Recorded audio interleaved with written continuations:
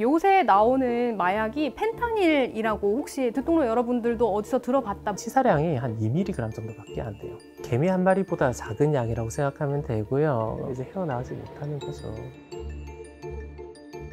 맞은 그 다음 날에 다시 하지는 않는데요. 이걸 내가 이겨낼 정도로 심지어 굳은 사람이구나. 근데 그게 한 일주일 정도 지나면서 불현듯 생각납니다.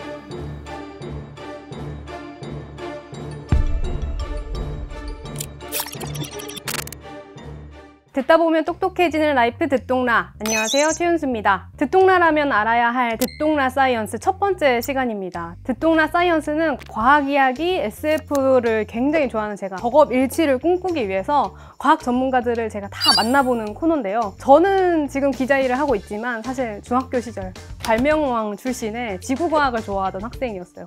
그래서 요새는 쉬는 날에는 SF 재탕하기를 좋아하고요. 제 유튜브 알고리즘에는 뇌과학, 우주 이야기가 알고리즘으로 뜨고는 합니다. 근데 저는 저 같은 취향 갖고 계신 분들 굉장히 많을 거라고 생각하거든요. 그래서 어디 가서 나 과학 좀 안다 라고 아는 척 할 수 있게 듣동로 여러분들께 지시에 꾹꾹 눌러 담아 드리려고 합니다. 오늘은 사이언스의 첫 이야기를 마약으로 시작해 보려고 합니다. 경상대 약학과 백승만 교수님 모셔보겠습니다. 교수님 안녕하세요. 네, 안녕하세요. 경상대 약학과 백승만 교수입니다. 반갑습니다. 와. 오늘 첫 게스트인데 기분이 어떠세요? 좀 설레기도 하고 긴장도 되고 또 그렇습니다.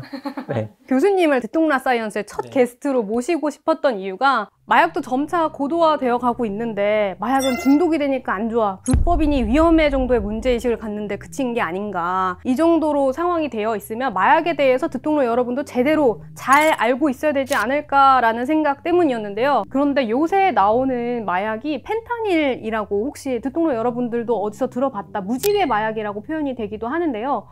원래 이 마약은 말기 암 환자나 절단 환자 그리고 분만할 때 쓰는 무통주사에 들어가는 성분이다, 마약성 진통제다라고 하는데요. 이런 고통에는 꼭 필요한 약이지만 통증이 없는 사람들이 오로지 마약을 하기 위해서 더 센 마약을 원해서 허위로 처방을 받는다라고 하는 건데, 제가 본 영상이 하나 있는데 한번 같이 보실까요?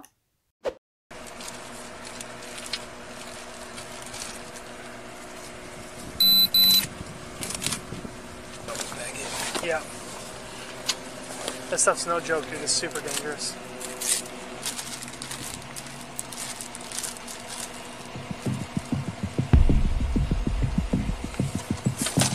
Breathe, buddy. Breathe. Breathe. Breathe. It's all right. Breathe. Breathe. Concussion. Any major heart problems? No. History of seizures? Any lung complications? No. Are you diabetic?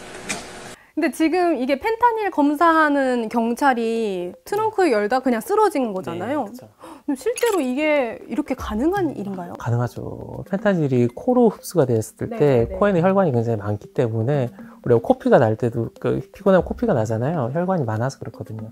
그 순간적으로 가루 분진 같은 게 흡입이 되면은 굉장히 위험할 수가 있죠. 그럼 그 짧은 시간에 코로 딱 들어가서 기절을 잠깐 했다. 근데 이게 정말 극소량으로도 방금 봤던 경찰도 이렇게 기절을 하는데 얼마나 좀 치명적인 건지, 왜 이렇게 뉴스에 시끌벅적한 건지 좀 궁금한데요. 펜타닐 간단히 좀 소개를 드려야 될 것 같은데요. 지금 아편류를 보면 아편부터 그다음 모르핀이 분리가 되고 그다음 헤로인은 합성이 됐잖아요. 그게 1897년인데 그로부터 한 60년 정도 지나서 이제 1959년에 벨기에 한 제약회사 얀센이라고 하는 곳에서 펜타닐을 개발을 합니다. 펜타닐은 이제 몰핀이나 헤로인 구조는 엄청 복잡하거든요. 그 구조를 조금 줄여가지고 가장 이제 부작용은 없애고 진통 효과만 살리는 이제 최고의 진통제를 만들고자라고 하는 목적에서 개발이 됐습니다. 효과는 더 커진. 네, 효과는 훨씬 더 커졌어요. 근데 안타깝게도 중독성이 사라지지가 않았어요. 중독성도 그대로 남아있죠. 결국 이 펜타닐 같은 경우도 이제 뇌를 직접 자극하는 약이거든요. 그래서 그 어느 정도로 자극을 하냐면은 치사량이 한 2mg 정도밖에 안 돼요. 그러면 한 2mg 정도면 어느 정도인 거예요? 그냥 일반적으로 느끼기에 개미 한 마리보다 작은 양이라고 생각하면 되고요. 그 펜타닐이 어떻게 작용하는가를 보면은 이제 아편 수용체라는 게 있거든요. 아편 수용체가 우리 몸 안에 있어가지고 모르핀이라든지 헤로인 등이 들어왔을 때 거기에 결합을 해요. 거기 결합을 하면은 그 세포가 원래 통증을 전달하는 세포인데 결합을 하는 순간 이제 통증이 전달이 안 되는 거예요. 아, 그러니까 통증을 느끼는 세포인 거죠? 네, 그렇죠. 통증, 우리 몸은 원래 통증을 전달해야 되잖아요. 네네네. 그 신호니까요. 근데 통증이 이제 마비가 되는 거죠. 그게 진통 효과가 나는데 통증 마비 이후에 약간의 이제 쾌감도 좀 느끼는 거예요. 진정 효과도 느끼면서 기분도 살짝 좋아지는 거죠. 아편이나 몰핀을 연구를 하던 사람들이 결국 찾아낸 게 이제 엔돌핀이라고 하는 물질이거든요. 원래 우리 몸 안에서 엔돌핀이 나와서 이 아편 수용체에 결합을 한 다음에 원하는 만큼 진통 효과, 그 다음에 좀 더 기분도 좋게 하는 그런 효과가 있다는 거를 알게 됐죠. 우리가 마라톤 같은 거 할 때 정말 힘든 순간 30km, 40km 갔을 때 갑자기 러너들이 막 기분이 살짝 좋아지고 몸이 오른다, 러너스 하이라고 그렇게 표현을 하거든요. 그리고 자기가 정말 힘든 일이지만 그걸 어떻게든 넘기게 되는 그런 근원이 결국에 이제 엔돌핀이라고 보통 이야기를 하거든요. 엔돌핀이 나오면서 이제 기분이 좋아진다.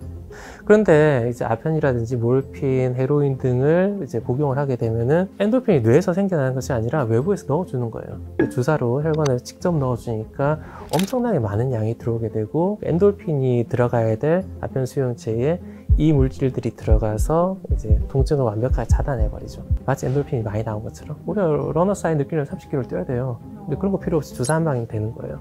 얼마나 간편해요. 이런 것 때문에 사람들이 중독이 됐던 거죠. 근데 펜타닐은 몰핀보다 효과가 한 100배 정도 뛰어나다고 이야기를 하거든요. 몰핀 150배에 해당한 양을 펜타닐 1만 넣어주면 동일한 효과를 얻는다라고 이렇게 대치하는 그런 표가 있거든요. 그 정도로 효과가 강하다는 것이죠. 그런데 이 아편계 진정제, 아편계 마약들의 특징이 뭐가 있냐면은 이렇게 중추신경계에서 이렇게 통증을 억제를 하고 쾌감도 느끼지만 말초신경은 또 전혀 다르게 작용하거든요. 말초신경계는 이제 구역질이라든지 구토가 나고, 그 다음에 뭐 장에서는 또 변비가 나타나요. 그 다음에 호흡근 마비가 나타나요. 호흡근 마비라고 하면 어떻게 되는 건가요? 호흡을 해야 되는데 그 호흡하는 힘이 좀 약해지는 거예요. 호흡 근육이 살짝 약하게 작용하면서 공기를 빨아들이고 그 다음에 내뱉고하는 과정이 잘 안 일어나는 거예요. 그러면 자다가 사망하는 경우도 있는 거예요? 그렇죠. 이 몰핀이 결국 모르페우스라고 하는 고대 그리스 신의 이름에서 나왔거든요. 꿈의 신이에요. 잠을 뜻하는 그런 단어고, 몰핀은 복용하면 나중에 진정 효과가 강해지니까 자거든요. 많이 자면서 이제 행복을 찾는데 행복감을 겨워서 잠에 들지만 호흡은 어느 순간 조금 약해져요. 좀 더 많이 용량이 늘어나다 보면은 구역질까지 나오는 거죠. 그럼 구역질이 나오면 토사물이 이제 기관지를 막게 되는데 그걸 이제 뱉어내야 되는데 자고 있는 거예요. 그걸 인지를 못하는 네, 거예요? 그걸 인지를 못하고 그러다가 그냥 자다가 그냥 죽는 경우도 굉장히 많은 거죠. 너무 깊게 잠에 빠지는 네, 거죠? 그렇죠. 근데 이런 펜타닐이 지금 한국에서 지금 문제가 되고 있는 이유가 1020, 10대, 20대 마약 사범도 빠르게 늘어나고 있는 와중에도 이 중독성이 높은 펜타닐을 처방받는 10대, 20대도 함께 늘어나고 있다라는 거잖아요. 네.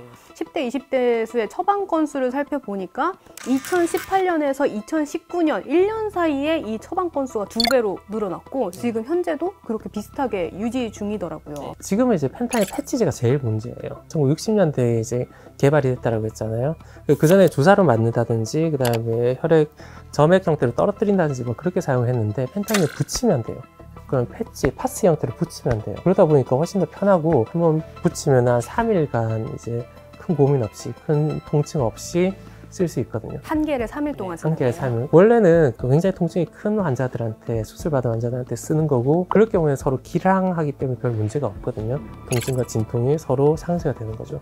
근데 지금 청소년들 지금 그런 게 아닌 거예요. 이 펜타닐 한번 붙이면 3일 동안 아주 그냥 행복하게 지낼 수 있다, 딴 거 아무 생각 없이 그냥 지낼 수 있다고 생각하면서 동네 허름한 병원, 길가에 아니 저런데 병원이 되나 싶은 이제 그런 병원을 찾아가는 거죠. 처방 안 하거든요. 그쵸. 자기들 윤리 너무 멀쩡해 보이니까. 네, 너무 멀쩡해 보여요. 그러니까 뭐 자기들끼리 커뮤니티에서 뭐 이렇게 하면 해준다라고 하면서 그런 문구들도 막 적어가는 거예요. 교통사고 났는데 제가 사정이 있어서 직접 뭐 신고는 못했다. 근데 통증이 너무 심하다든지. 그런데 가끔 그걸 해주는 병원들이 있는 거예요. 그러면 이제 그게 하나의 자기들의 이제 성지가 되는 거예요. 처방전을 받잖아요. 처방전을 받으면 이제 뭐 약국 약국에 또 가죠. 대부분의 약국도 조제를 안 해요. 또 조제하는 약국을 찾는 거예요. 그러면 이제 거기서 펜타닐 10장을 받아와가지고 한 박스. 네, 한 박스 10장을 받아가지고 자기가 쓰기도 하고 친구들한테 팔기도 하고 나중에 그냥 병원 정보를 팔게 돼요. 저 병원 저 약국 가면 돼. 뭐 그렇게 팔기도 하는 거야. 그러니까 이게 하나의 틈새가 나오니까 그 사람들이 글로 모이는 거죠. 근데 너무 멀쩡한 사람이 들어오면서 교통사고 났는데 펜타닐 처방해 주세요. 이게 통한다는 것도 좀 충격적이고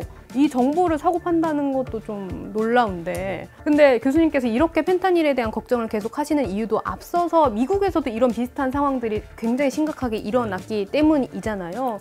미국 이야기를 먼저 좀 드려보자면 펜타닐 중독 사례가 늘어나면서 마약 과다 복용으로 인한 사망자가 역대 가장 많은 수를 맞습니다. 기록했다고 해요. 지난해만 해도 10만 명이라고 네, 10만 하니까요. 이 수치를 보면 5분마다 한 명의 미국인이 과다 복용으로 죽었다라는 계산이 나오더라고요. 펜타닐이 이제 이렇게 많이 문제가 된 게 1990년대 이후로 미국에서 마약성 진통제가 굉장히 쉽게 처방이 돼요. 펜타닐은 아닌데 알약 형태의 합성 마약들이 이제 개발이 되거든요. 다른 이름이 네, 다른 네, 다른 약들이 개발이 되고 미국에서 그 처방전을 받아서 약을 가져가는 거예요. 그러면 자기 집에서 알약을 먹는 거예요. 알약 먹다 보면 거기에 중독이 돼요. 그 약이 되게 안전하다고 생각을 하는 거예요. 더군다나 그때 병원에서 당시에. 왔으니까. 그러면 나중에 그 산모 같은 경우에는 그 애가 태어나잖아요. 네. 그럼 애도 금단 증상이 있어요. 태반 통해서 전달이 되거든요. 그러니까 계속 이제 운다든지 잠을 못 잔다든지 투정 부리고 짜증내고 계속 그런 상황이 반복이 되거든요. 그러니까 신생아한테도 그게 전달이 되는 거죠. 그 다음에 일반 환자들도 이제 통증을 견디기 위해서 약을 먹다가 약이 중독이 돼요. 그러다 보니까 마약 중독자들이 확 늘어나니까 시장이 생겨버린 거예요. 그러니까 이 틈을 타고 이제 펜타닐이 다시 들어오는 거예요. 원래는 이 정도로 문제가 되지는 않았는데 1960년대 개발된 더 좋은 약이 있대, 그 붙이기만 하면 된대 라고 하면서 이제 시판이 되고 2008년에 나온 논문 이제 케이스 리포트를 보면 이제 펜타닐 복용으로 죽은 사람이 있는데 네.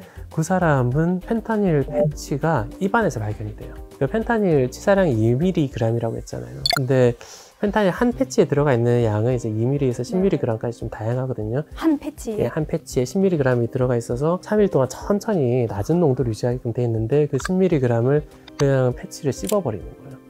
그럼 패치에 녹아있던 펜타닐이 녹아 나오겠죠. 한 번에 한 번에 녹아 나오겠죠. 치사량이. 네. 치사량이 5배도 나와요. 네, 그러니까 그 정도로 위험한 거예요. 그리고 이제 펜타닐 패치제가 이제 나중에 유행하다 보니까 알약이 개발이 되는 거예요. 굳이 뭐하러 붙이냐? 그냥 알약으로 먹지. 패치를 뭐하러 힘들게 씹어요? 아까 이야기했던 합성 마약들과 함께 섞어가지고 복용을 해버리는 거예요. 그럼 널리 퍼지게 되겠죠.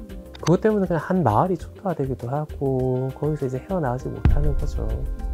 저는 펜타닐이 1960년대에 개발이 됐다고 했는데 왜 이제서야 다시 유행을 탈까 이 생각도 했거든요. 근데 말씀하신 것처럼 합성마약, 새로운 합성마약을 하다가 더 좋은, 더 편한 방법으로 처방받을 수 있는 패치제가 있다 하면서 다시 이제 유행이 되게 된다 이렇게 보면 될 것 같은데 이 과정에서 이제 중국도 좀 큰 역할을 하거든요. 아까 말씀드렸다시피 구조가 좀 간단하잖아요. 그러니까 중국은 이제 마약을 만들면 사형이잖아요. 제조하면 사형까지 내리거든요. 몰핀이나 헤로인을 만들려면 이제 길러야 돼요.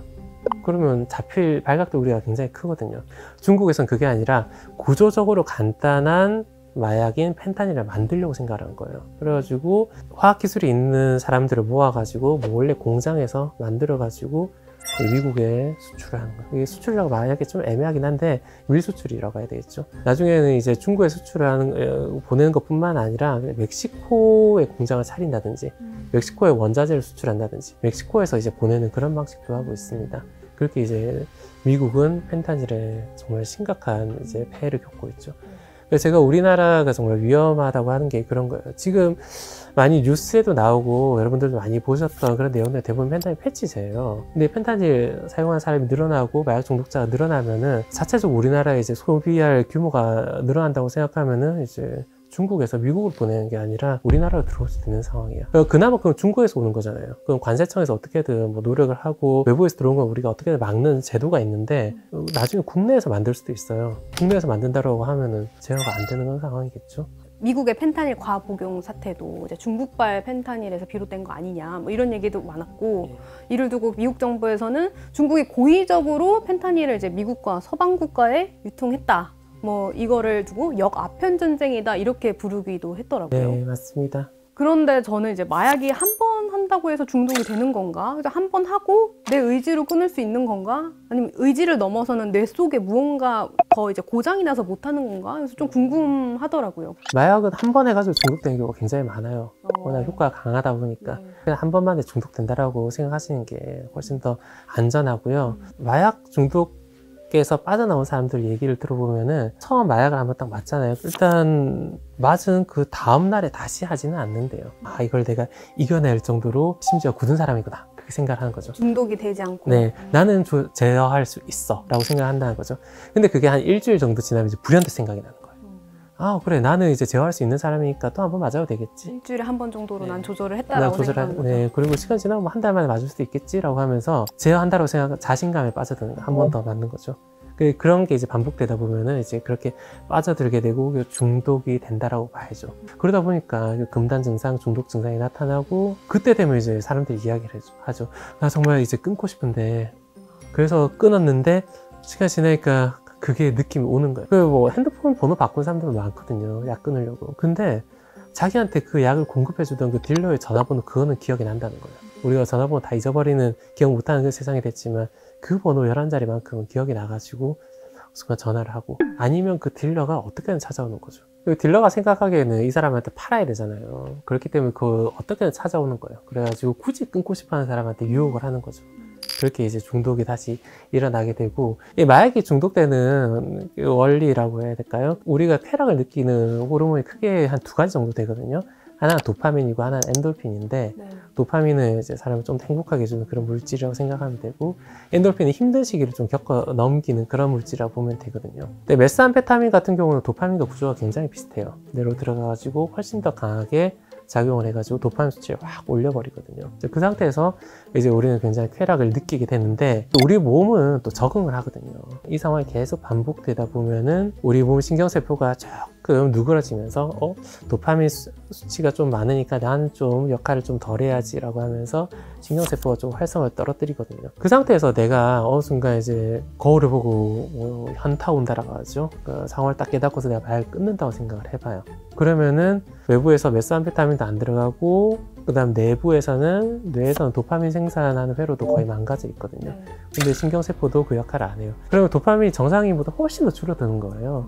그러다 보니까 엄청나게 금단 증상이 시달리는 거죠. 우울증 같은 게 오겠네요. 우울증도 오고, 내가 왜 이러는 거지? 그 알약 하나만 먹으면 주사 한 방만 맞으면 바로 행복해질 수 있는데 라고 생각하는 거죠. 하지만 동일한 양을 주사를 맞았다고 해서 처음에 느꼈던 그 행복이 그대로 오지는 않거든요. 계속 우리 몸이 적응을 하기 때문에 500이면 500, 그 다음에 400, 300, 200, 나중에 맞아도 별로 행복하지도 않아요. 안 맞으면 불행한 거죠. 이게 메스암페타민 같은 이제 각성제류에 주로 해당이 되는 내용이고요. 두 번째는 이제 엔돌핀인데, 엔돌핀과 관련된 물질이 이제 아편이거든요. 결국 원리는 비슷해요. 결국 그것을 한번 뇌에 집어넣었던 사람들은 커져버린 그 쾌락, 거기를 잊지 못하고 우리 몸은 거기에 적응돼가지고 쾌락의 강도는 점점 더 낮아지고, 그때 그 기억을 떠올리면서 양은 투여량은 갈수록 늘어나는 거죠. 그러다 보면 어느 순간 호흡 마비가 일어나는 그 상황까지 온다는 것이죠. 저는 듣다가 생각이 그러면 드는 게, 맨 처음으로 했던 쾌락을 못 잊어서 계속 하다가 보면 나중에는 그 정도의 쾌락을 못 갖게 된다는 거잖아요. 그래서 나중에 우울증도 오게 되고, 그러면 중독 치료하시는 분들은 어쨌든 그 쾌락을 아예 못 느낄 때까지 경험해 보신 분들이 온다, 이렇게 보면 될까요? 중독 치료하시는 분들은 이제 그 쾌락을 그래도 기억은 하죠. 하지만 그럼에도 불구하고 이건 아니다라고 제어를 하는 거죠. 정말 혼자서 힘든 거예요. 혼자서는 힘들고 환경도 바뀌어야 되고, 최근에 이제 마약 중독 치료하시는 분들 보면 전문 병원에 가시기도 하지만 중독을 경험했던 사람들이 자기들끼리 손잡고 자기들끼리 일주일에 한 번씩 만나가지고 계속 이야기를 하면서 나도 힘들었어, 서로 위로를 하더라고요. 그렇게들 어떻게든 그 경험을 안고 살아가는 거죠. 되게 힘들다고 이야기를 하더라고요, 그분들도. 펜타닐 같은 경우는 효과가 엄청 강한 약물이잖아요. 그러면 효과가 강할수록 중독에서 더 못 벗어나는 건지도 궁금하거든요. 조금 달라요. 그러니까 우리 X축, Y축으로 이제 효과의 이제 쾌락의 정도, 그다음에 중독성을 따졌을 때 반드시 일치하는 건 아니고요. 그 라인에 좀 벗어난 것들도 있습니다. 어떤 쾌락의 기억이라고 해야 되겠죠. 그런 것들이 반전이 일치하지는 않더라고요. 그러면 우울증 말고 또 다른 마약에 대한 부작용은 없을까요? 일단 정신적으로 이렇게 중독성, 내성 같은 이제 부작용이 나타나게 되고, 그다음에 말초적으로는 약별로 다 조금씩 달라요. 각성 합성제 메스암페타민 같은 거 굉장히 집중력을 올린다 그랬잖아요. 집중력 올려가지고 굉장히 예민해지거든요. 시간 지나면은 집중력 올라가 있는데 그만큼 쾌락은 안 오고, 그러다 보니까 어떤 식으로 문제가 나타나냐면은 몸에 가려움이 느껴져요. 막 긁는 거예요.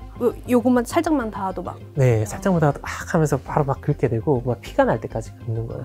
그게 자기 몸만 긁는 게 아니라 얼굴도 긁게 되고, 그 다음에 이 같은 경우도 굉장히 많이 상해요. 메스암페타민의 특징 중에 하나가 구강이 되게 건조해지거든요. 전체적으로 몸에서 물을 좀 빼는 그런 효과가 있어요. 그러다 보니까 이가 굉장히 좀 불편하다고 느끼게 되고, 그러다 보니 이를 막 가는 거예요. 힘도 많이 주고, 그러다 보니까 이게 치아가 정말 많이 상해요. 그럼 이를 갈아서 빠지는 거예요? 네, 갈아 빠지는 경우도 있고, 이가 정말 많이 상해요, 보면은. 충치도 많이 생기고, 그러다 보니 관리가 전혀 안 되는 거죠. 그 다음 전체적으로 몸의 통증 자체도 워낙 많이 느끼게 되고요. 그 다음에 진정제의 부작용은 아까 말씀드렸듯이 이제 호흡 곤란, 그런 부작용들을 이야기를 했었고요. 구토. 네, 구토 등도 나타나게 되고요. 각성제와 진정제를 이야기를 했는데, 또 한 가지 중요한 카테고리가 환각제거든요. 네. 환각제는 이제 LSD라든지 그다음에 DMT라고 하는 물질도 있는데, 이제 엔돌핀이나 도파민과 관련되어 있다기보다 이제 세로토닌과 많이 관련이 되어 있어요. 우리가 세로토닌을 보통 행복 호르몬이다 막 이야기를 하는데, 세로토닌이 많아진다고 해서 막 행복해지는 건 아니고, 없어졌을 때 좀 불행하긴 해요. 일정량 이상은 좀 채워줘야만 되긴 한데, 그래서 이제 항우울제들이 보통 그게 많이 관련이 돼 있거든요.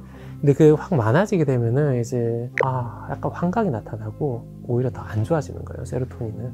그래가지고 환각이라든지 체면이라든지 그런 것들을 보게 되고 정신병적 증상들이 많이 나타나게 되죠. 그 상태에서 사고를 많이 쳐요.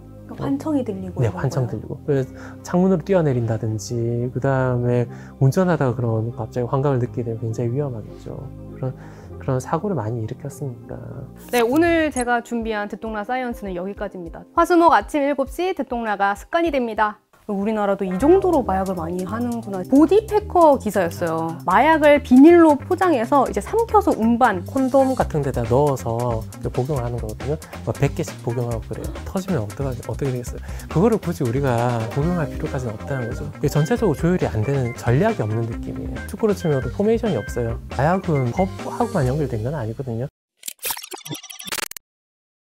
우리나라도 이 정도로 마약을 많이 하는구나. 보디패커 기사였어요. 마약을 비닐로 포장해서 이제 삼켜서 운반. 콘돔 같은 데다 넣어서 복용을 하는 거거든요. 100개씩 복용하고 그래요. 터지면 어떻게 되겠어요? 전체적으로 조율이 안 되는, 전략이 없는 느낌이에요. 축구로 치면 포메이션이 없어요. 마약은 법하고만 연결된 건 아니거든요.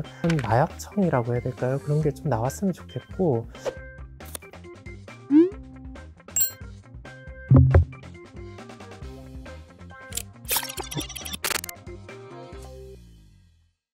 듣다 보면 똑똑해지는 라이프 듣동라. 안녕하세요, 최윤수입니다. 일단 이야기 시작하기에 앞서서 사진을 하나 제가 한번 보여드리자면, 교수님 이거 무슨 사진이신 것 같아요? 이게 하수 처리장 사진 아닌가요? 원래 대본에는 아리송이었는데 한 번에 대답을 하셨어요. 제가 왜 갑자기 하수 처리장 사진을 꺼냈냐 하면요, 전국의 하수 처리장을 전수조사해 보니까 27개, 그러니까 전체 하수 처리장에서 모두 마약 성분이 검출이 됐다고 합니다. 이게 올해인데요. 그래서 이제 마약 성분이 나와서 식약처에서 이제 잔류한 마약 성분들을 이제 역산을 해 보니까 이 양이 우리나라 인구 1,300명 중에 한 명꼴로 매일매일 필로폰을 한 차례씩 투여하는 정도의 양이 나왔다라고 하더라고요. 근데 저는 이 기사 보고 정말 놀랐거든요.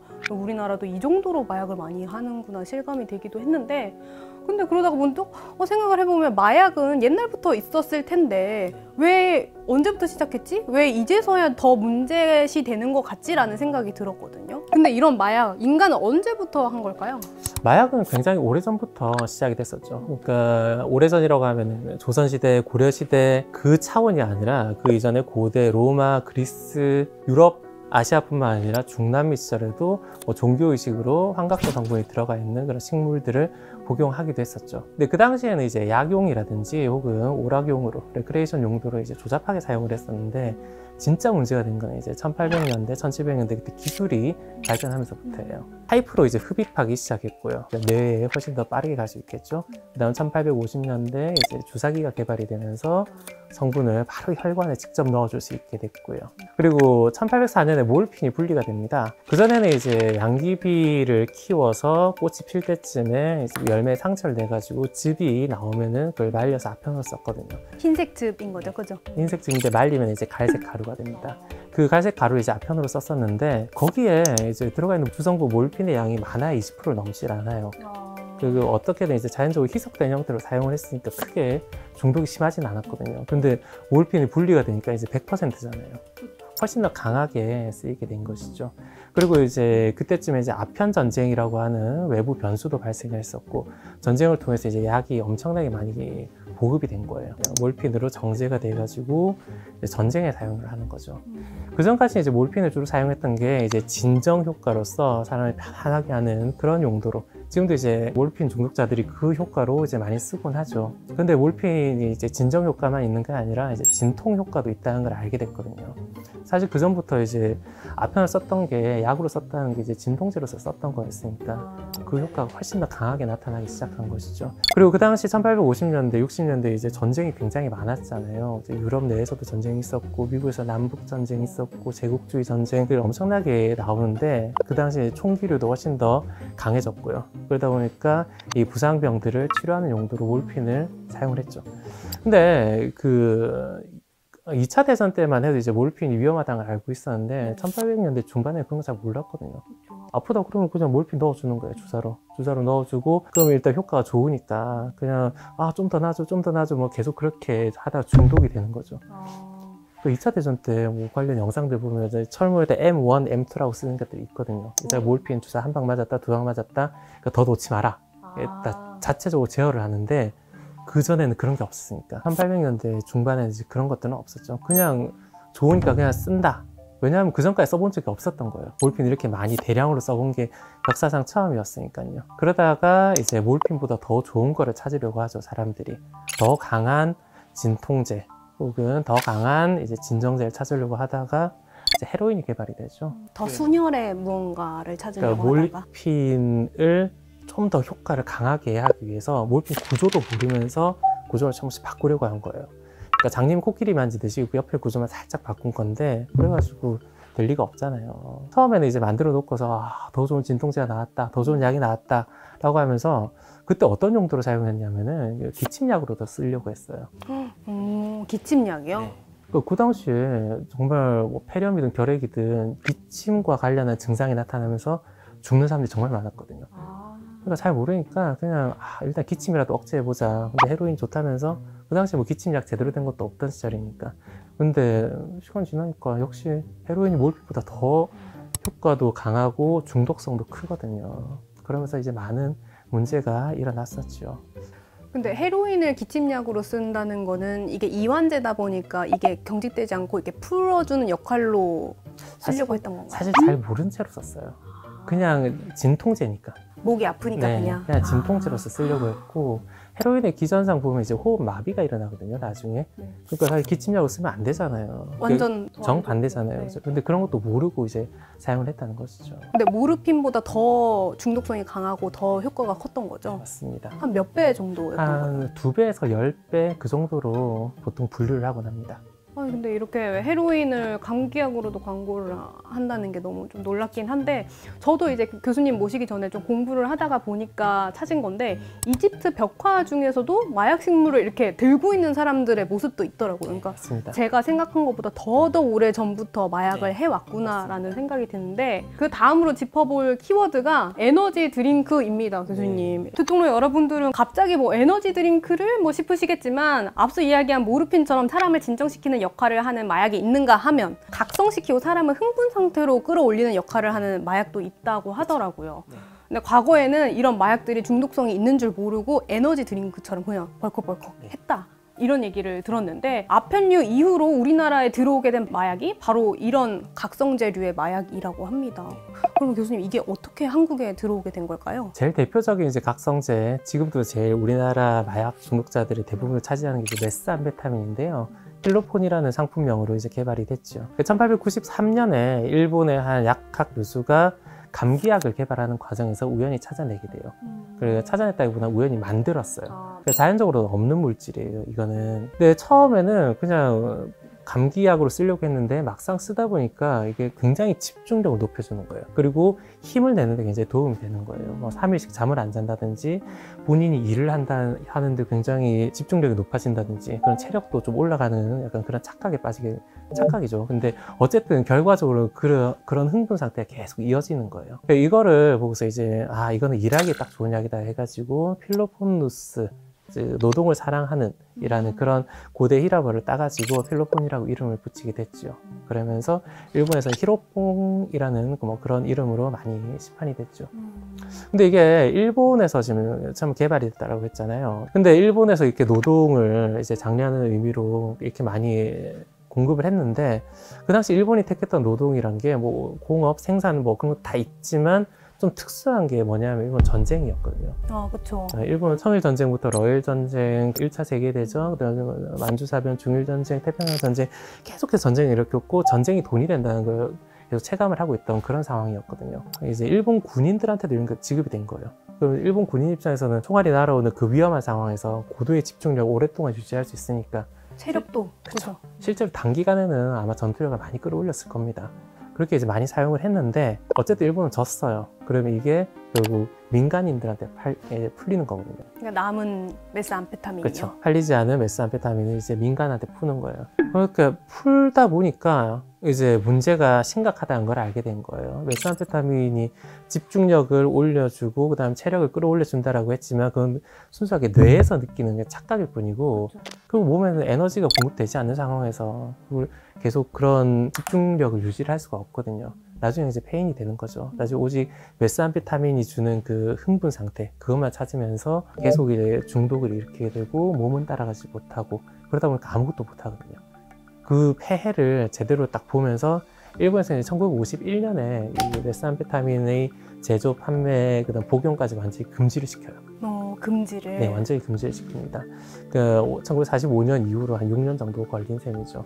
2차 대전 때 폐하고 그 다음에 민간에서 나오는 폐해를 제대로 경험하고서 내린 결론인데 마약 끊는 게 어렵거든요. 저 금지를 시킨다고 해도 네. 이미 중독이 되어 네, 있는 이미 사람들이 복용한 사람들은 한 번 복용하면은 그 쾌락의 크기가 정말 상상을 초월할 정도로 커지기 때문에 그 기억이 남는 거예요.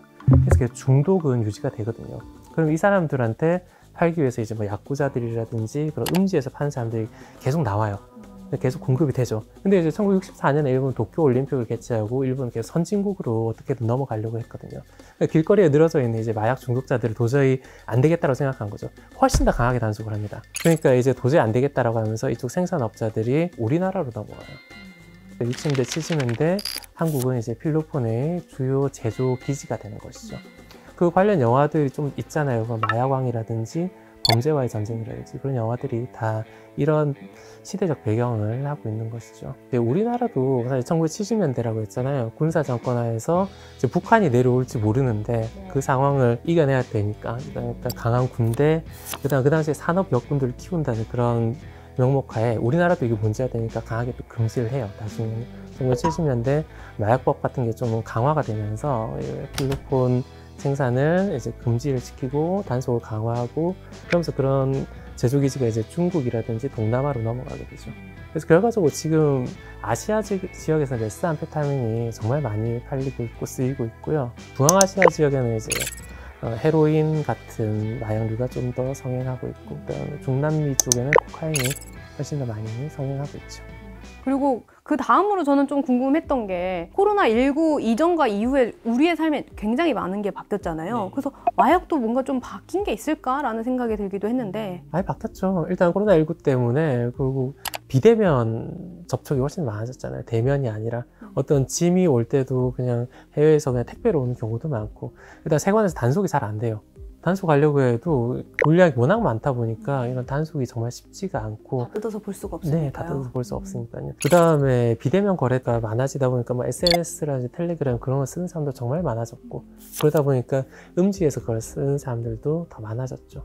그러다 보니까 더 위험한 그런 상황이 됐죠. 제가 며칠 전에 기사를 하나 본 게 있는데 이제 신약이 너무 많이 나오잖아요. 신마약이. 그래서 그 마약 탐지견이 맡을 수 있는 종류는 너무 한정되어 있는데 새로운 약이 너무 많이 나온다. 그래서 탐지를 못하는 경우가 많다. 뭐 이런 기사도 제가 봤어요. 네, 맞습니다. 네, 근데 이거 말고도 또 하나 또 봤는데 보디패커 기사였어요. 근데 저는 이 용어를 이번에 처음 알았는데 마약을 비닐로 포장해서 이제 삼켜서 운반, 밀반입하는 거죠. 외국에서 마약을 밀반입한 한국인 보디패커는 지금까지는 없었다고 해요. 그동안은 계속 외국인 보디패커였는데 이번에 첫 사례로 등장을 했습니다. 기사 내용을 조금 자세히 설명을 해보면 이 부검을 해보니까 비닐로 포장된 약물 봉지가 100개 넘게 있었다고 해요. 근데 이 중에서 상당수가 터져서 결국에 급사했다고 해요. 그러니까 바디패커가 그 약물을 싼 마약을 삼킨다는 거는 위액으로 그게 봉지가 녹을 수 있는 위험까지 감수를 한 거고, 그리고 오늘 제가 말씀드렸던 한국인 첫 바디패커의 경우에는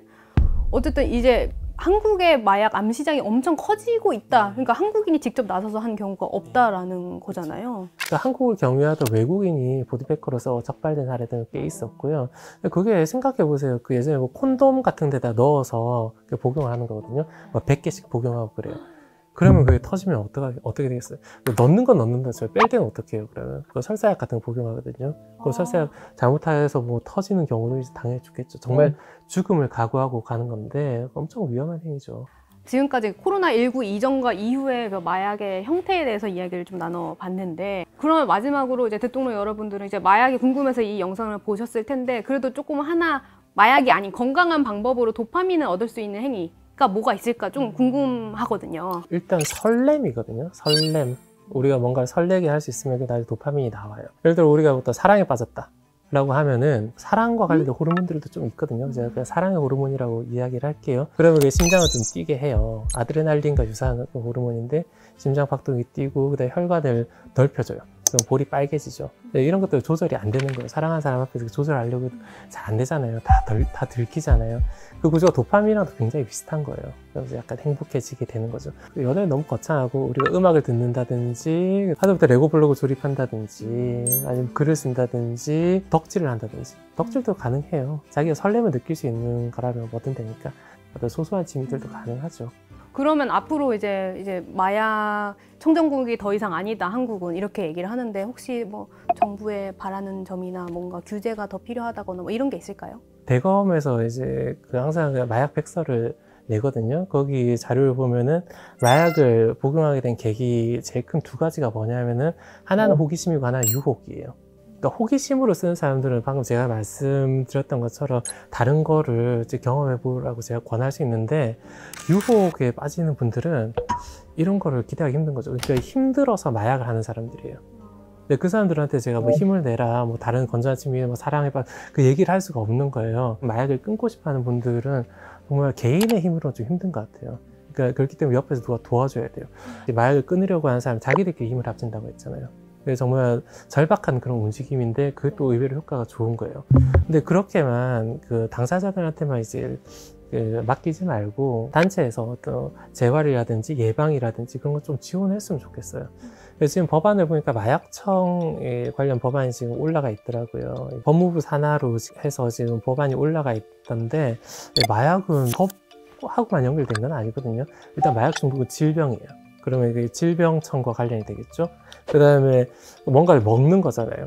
그렇기 때문에 지금 식약처랑도 관련돼요. 그리고 대부분 해외에서 들어오거든요. 그러니까 뭐 관세청과도 관련이 되고, 그럼 이걸 수사하다 보면 또 법무부 검찰이랑도 관련이 되고, 검찰은 또 검경 수사 조정권 때문에 또 경찰한테 넘기고, 수많은 부처들이 관련이 돼가지고 일을 하고 있어요. 그 담당자들은 정말 열심히 일하거든요. 담당자들은 정말 죽으라고 일을 하고 있는데 이게 전체적으로 조율이 안 되는, 전략이 없는 느낌이에요.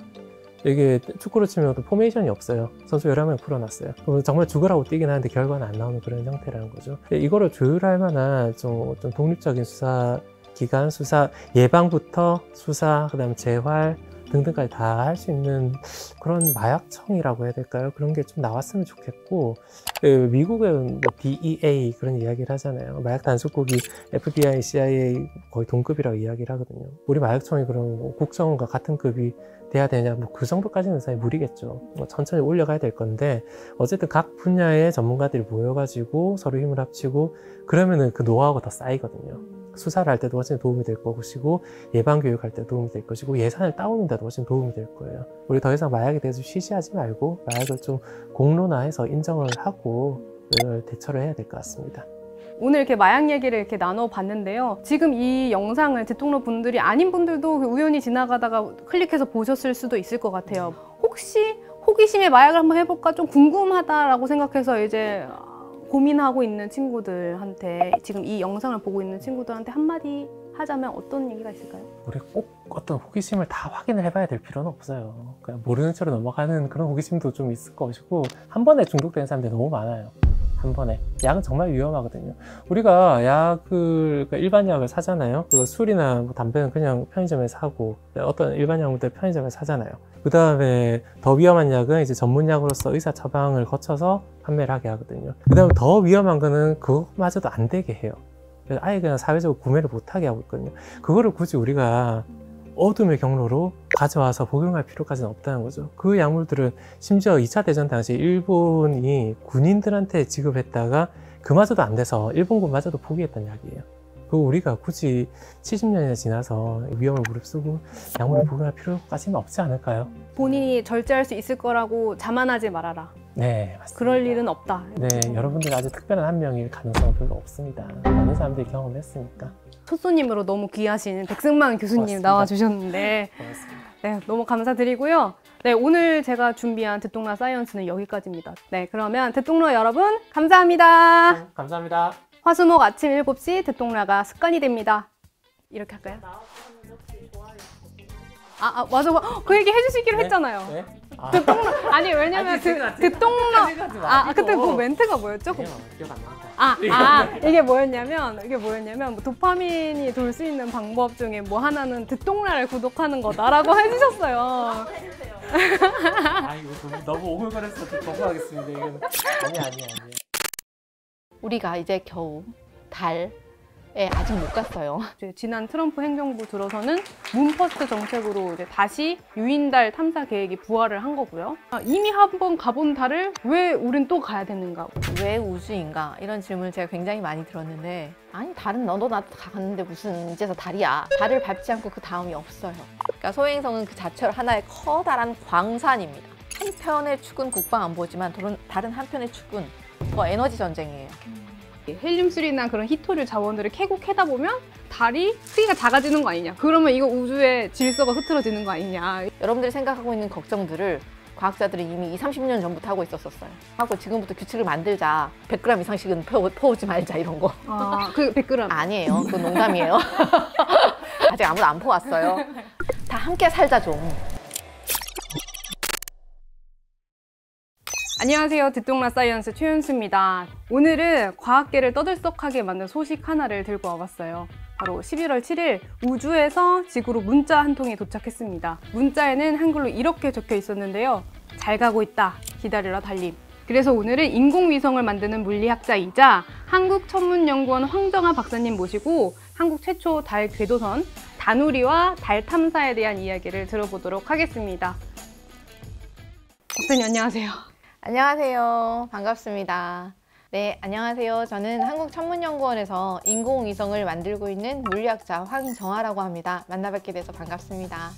네, 혹시 듣동러 분들은 지난 6월에 성공한 누리호 2차 발사를 기억하신다면 누리호, 다누리 이 두 개의 차이가 좀 헷갈리실 것 같기도 해요. 다누리 그리고 누리호 두 개의 차이가 어떻게 되는 걸까요? 일단 우리가 우주에 뭔가를 보낸다고 생각을 합시다. 그러면 뭐가 필요할 것 같아요? 우주로 무언가를 보내기 위해서는 우주로 가는 동안 타고 갈 무엇, 우주 수송체가 필요하고 그리고 우주에 보낼 무언가, 물건이 필요하겠죠. 우주 수송체와 물건에 해당하는 게 발사체와 인공위성이에요. 누리호는 발사체의 이름이고 다누리는 인공위성의 이름이에요. 전혀 다른 거예요. 발사체는 지구 궤도를 벗어나지 않아요. 그래서 지구에서 올라가는 동안 1단 분리하고 2단 분리하고 3단 분리하고 지구 대기권에서 다 불타 없어집니다. 다 떨어져 나가요. 없어져요. 지상으로 되돌아오는 재사용 발사체가 요즘 개발이 되고 있긴 하지만 그 이전에는 1단, 2단, 3단은 분리되면 바다에 떨어지거나 못 쓰게 되는 것이었어요. 인공위성만 대기권 위에 우주로 나아가는 것이에요. 우리나라가 이제 드디어 지금까지는 지구의 저궤도에만 있다가 다누리라는 위성이 드디어 달 궤도에 가게 된 거죠. 그러니까 우리가 지금까지 만들어 본 인공위성 중에서 가장 멀리 나간 인공위성이 되겠습니다. 8월 5일에 우주로 쏘아 올려진 인공위성이 현재 11월이죠. 한 중간쯤 온 것 같고요. 목표로 했던 달 궤도에 안착하는 것은 올해 12월 17일입니다. 다누리가 원래 목표로 했던 것은 달 궤도에 가서 달의 중력에 잡혀서 달의 위성이 되는 것이고, 그게 12월 17일이고, 원래 목표로 했던 임무 미션 궤도는 달 상공에서의 100km에 안착해서 계속 도는 것이에요. 달 상공 100km에 안착하는 것은 올해 12월 31일이 됩니다. 2022년 12월 31일 송년 파티는 다누리와 함께 하시면 되겠습니다. 근데 저는 다누리라는 이름도 어떻게 붙여진 건지 좀 궁금했는데, 찾아보니까 우리말인 달 그리고 누리가 합쳐서 달을 다 누리고 와라 라는 건데, 네, 이름대로 지금 굉장히 성공적으로 지금 다 누리려고 돌아다니고 있는 거잖아요. 근데 11월 7일 지구에서부터 120만 킬로미터 떨어진 곳에서 영상과 사진을, 데이터들을 성공적으로 보내왔다. 아까 말씀드린 뭐 다이너마이트 뮤직비디오나 뭐 이런 것들을 보내왔다라고 했는데, 근데 이번 성능 검증 시험 이렇게 부르더라고요. 성능 검증 시험이 우리에게 주는 의미가 뭘까요? 이 천문학계에 주는 의미가. 지상에서는 편하게 했던 모든 일들이 우주에서는 다 처음 해보는 일이에요. 우주에서 해보는 모든 걸어보는 일, 우주에서 뭐 물건을 던져서 내가 공을 던져서 받아보는 일, 무엇을 시도하든지 우주에서는 처음 하는 일이 되는 거고, 지금 시도하고 있는 것은 우리가 달까지 가는 굉장히 멀리 보낸 인공적인 물체에서 지상에 있는 나하고 통신이 잘 될 것인가? 라는 인터넷 시험을 하고 있는 거예요. 이게 되는지 아닌지를 보는 일이 굉장히 중요해요. 달은 우리한테 생각했을 때 굉장히 가깝게 있지만 우리한테는 첫 시도고, 달을 밟고 가야 그 다음이 있으니까 우리는 화성도 가고 소행성도 가야 하기 때문에 그 다음 미션을 위해서 이번에 우주 인터넷을 제대로 성능 시험을 하는 게 중요했어요. 그래서 이번에 그게 됐다라는 것이죠.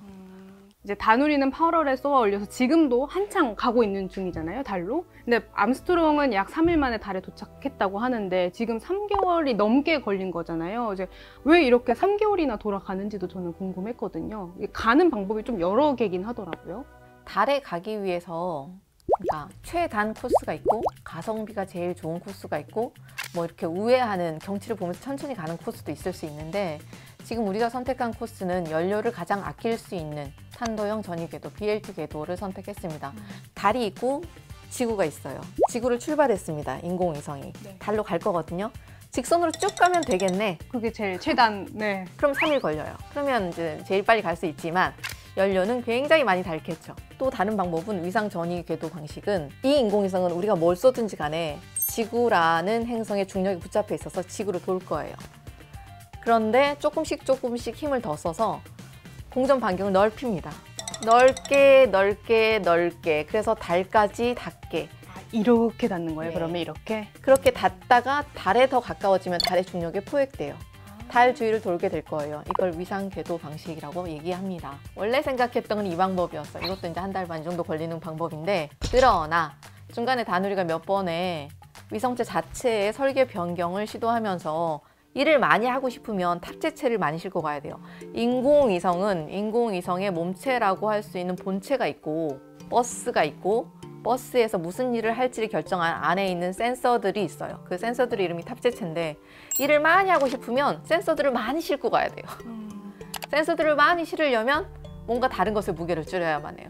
버스는 인공위성 자체의 생존에 직결된 부분들만 이렇게 연결되어 있는 부분이라 걔를 줄이기는 어려워서, 연료 박스가 이미 이렇게 탱크가 한정되어 있는 상황이라 연료가 한정적이야. 근데 탑재체 무게가 늘었어.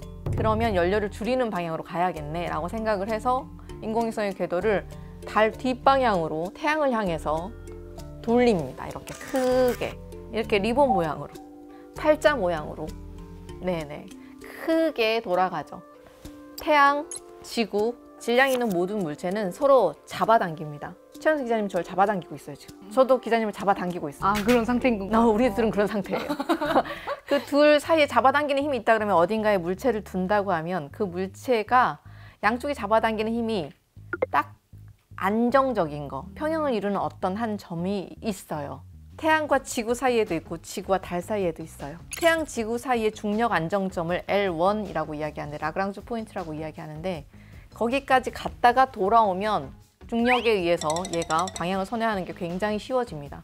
그래서 연료를 굉장히 아낄 수가 있어요. 그렇지만 시간은 4.5개월이 걸려요.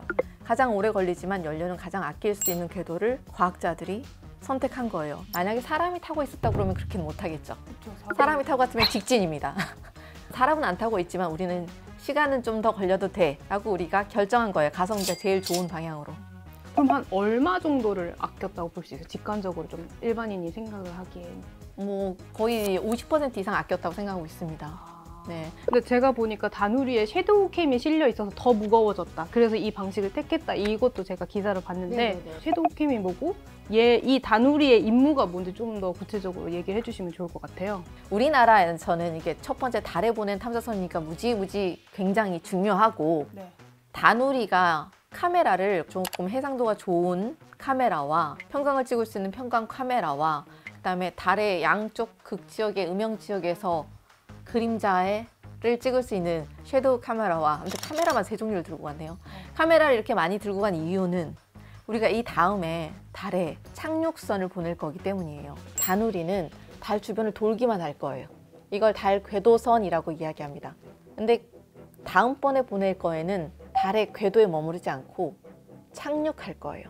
달의 표면에 내릴 거예요. 어디에 착륙할 것인지 굉장히 중요한 문제예요. 내려가다 추락하거나 어디에 박거나 하면 그냥 고장 나는 거고 더 이상 못 쓰게 되는 거라서 안전한 착륙 지점 후보지를 이번에 탐색하는 게 다누리의 가장 큰 미션 중에 하나예요.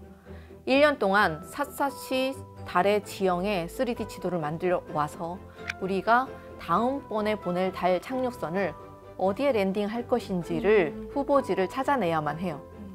그렇게 하기 위해서 카메라들이 이렇게 많이 가 있는 거고, 이제 나사에서는 아르테미스 프로젝트라고 해서 다시 한번 사람을 보내는 달 유인 탐사 프로젝트를 시작하고 있는데, 달에 사람을 보낸다고 해도 안전한 지역에 사람을 내려야 될 거 아니에요. 그렇죠. 네, 우리의 다누리가 마치 방송할 때 사전 답사팀이 가서 이렇게 다 경험해보고 오는 것처럼 이미 답사를 다 해오고 오겠다는 거예요. 그래서 얘가 그려주는 지도 정보는 굉장히 중요해질 거예요.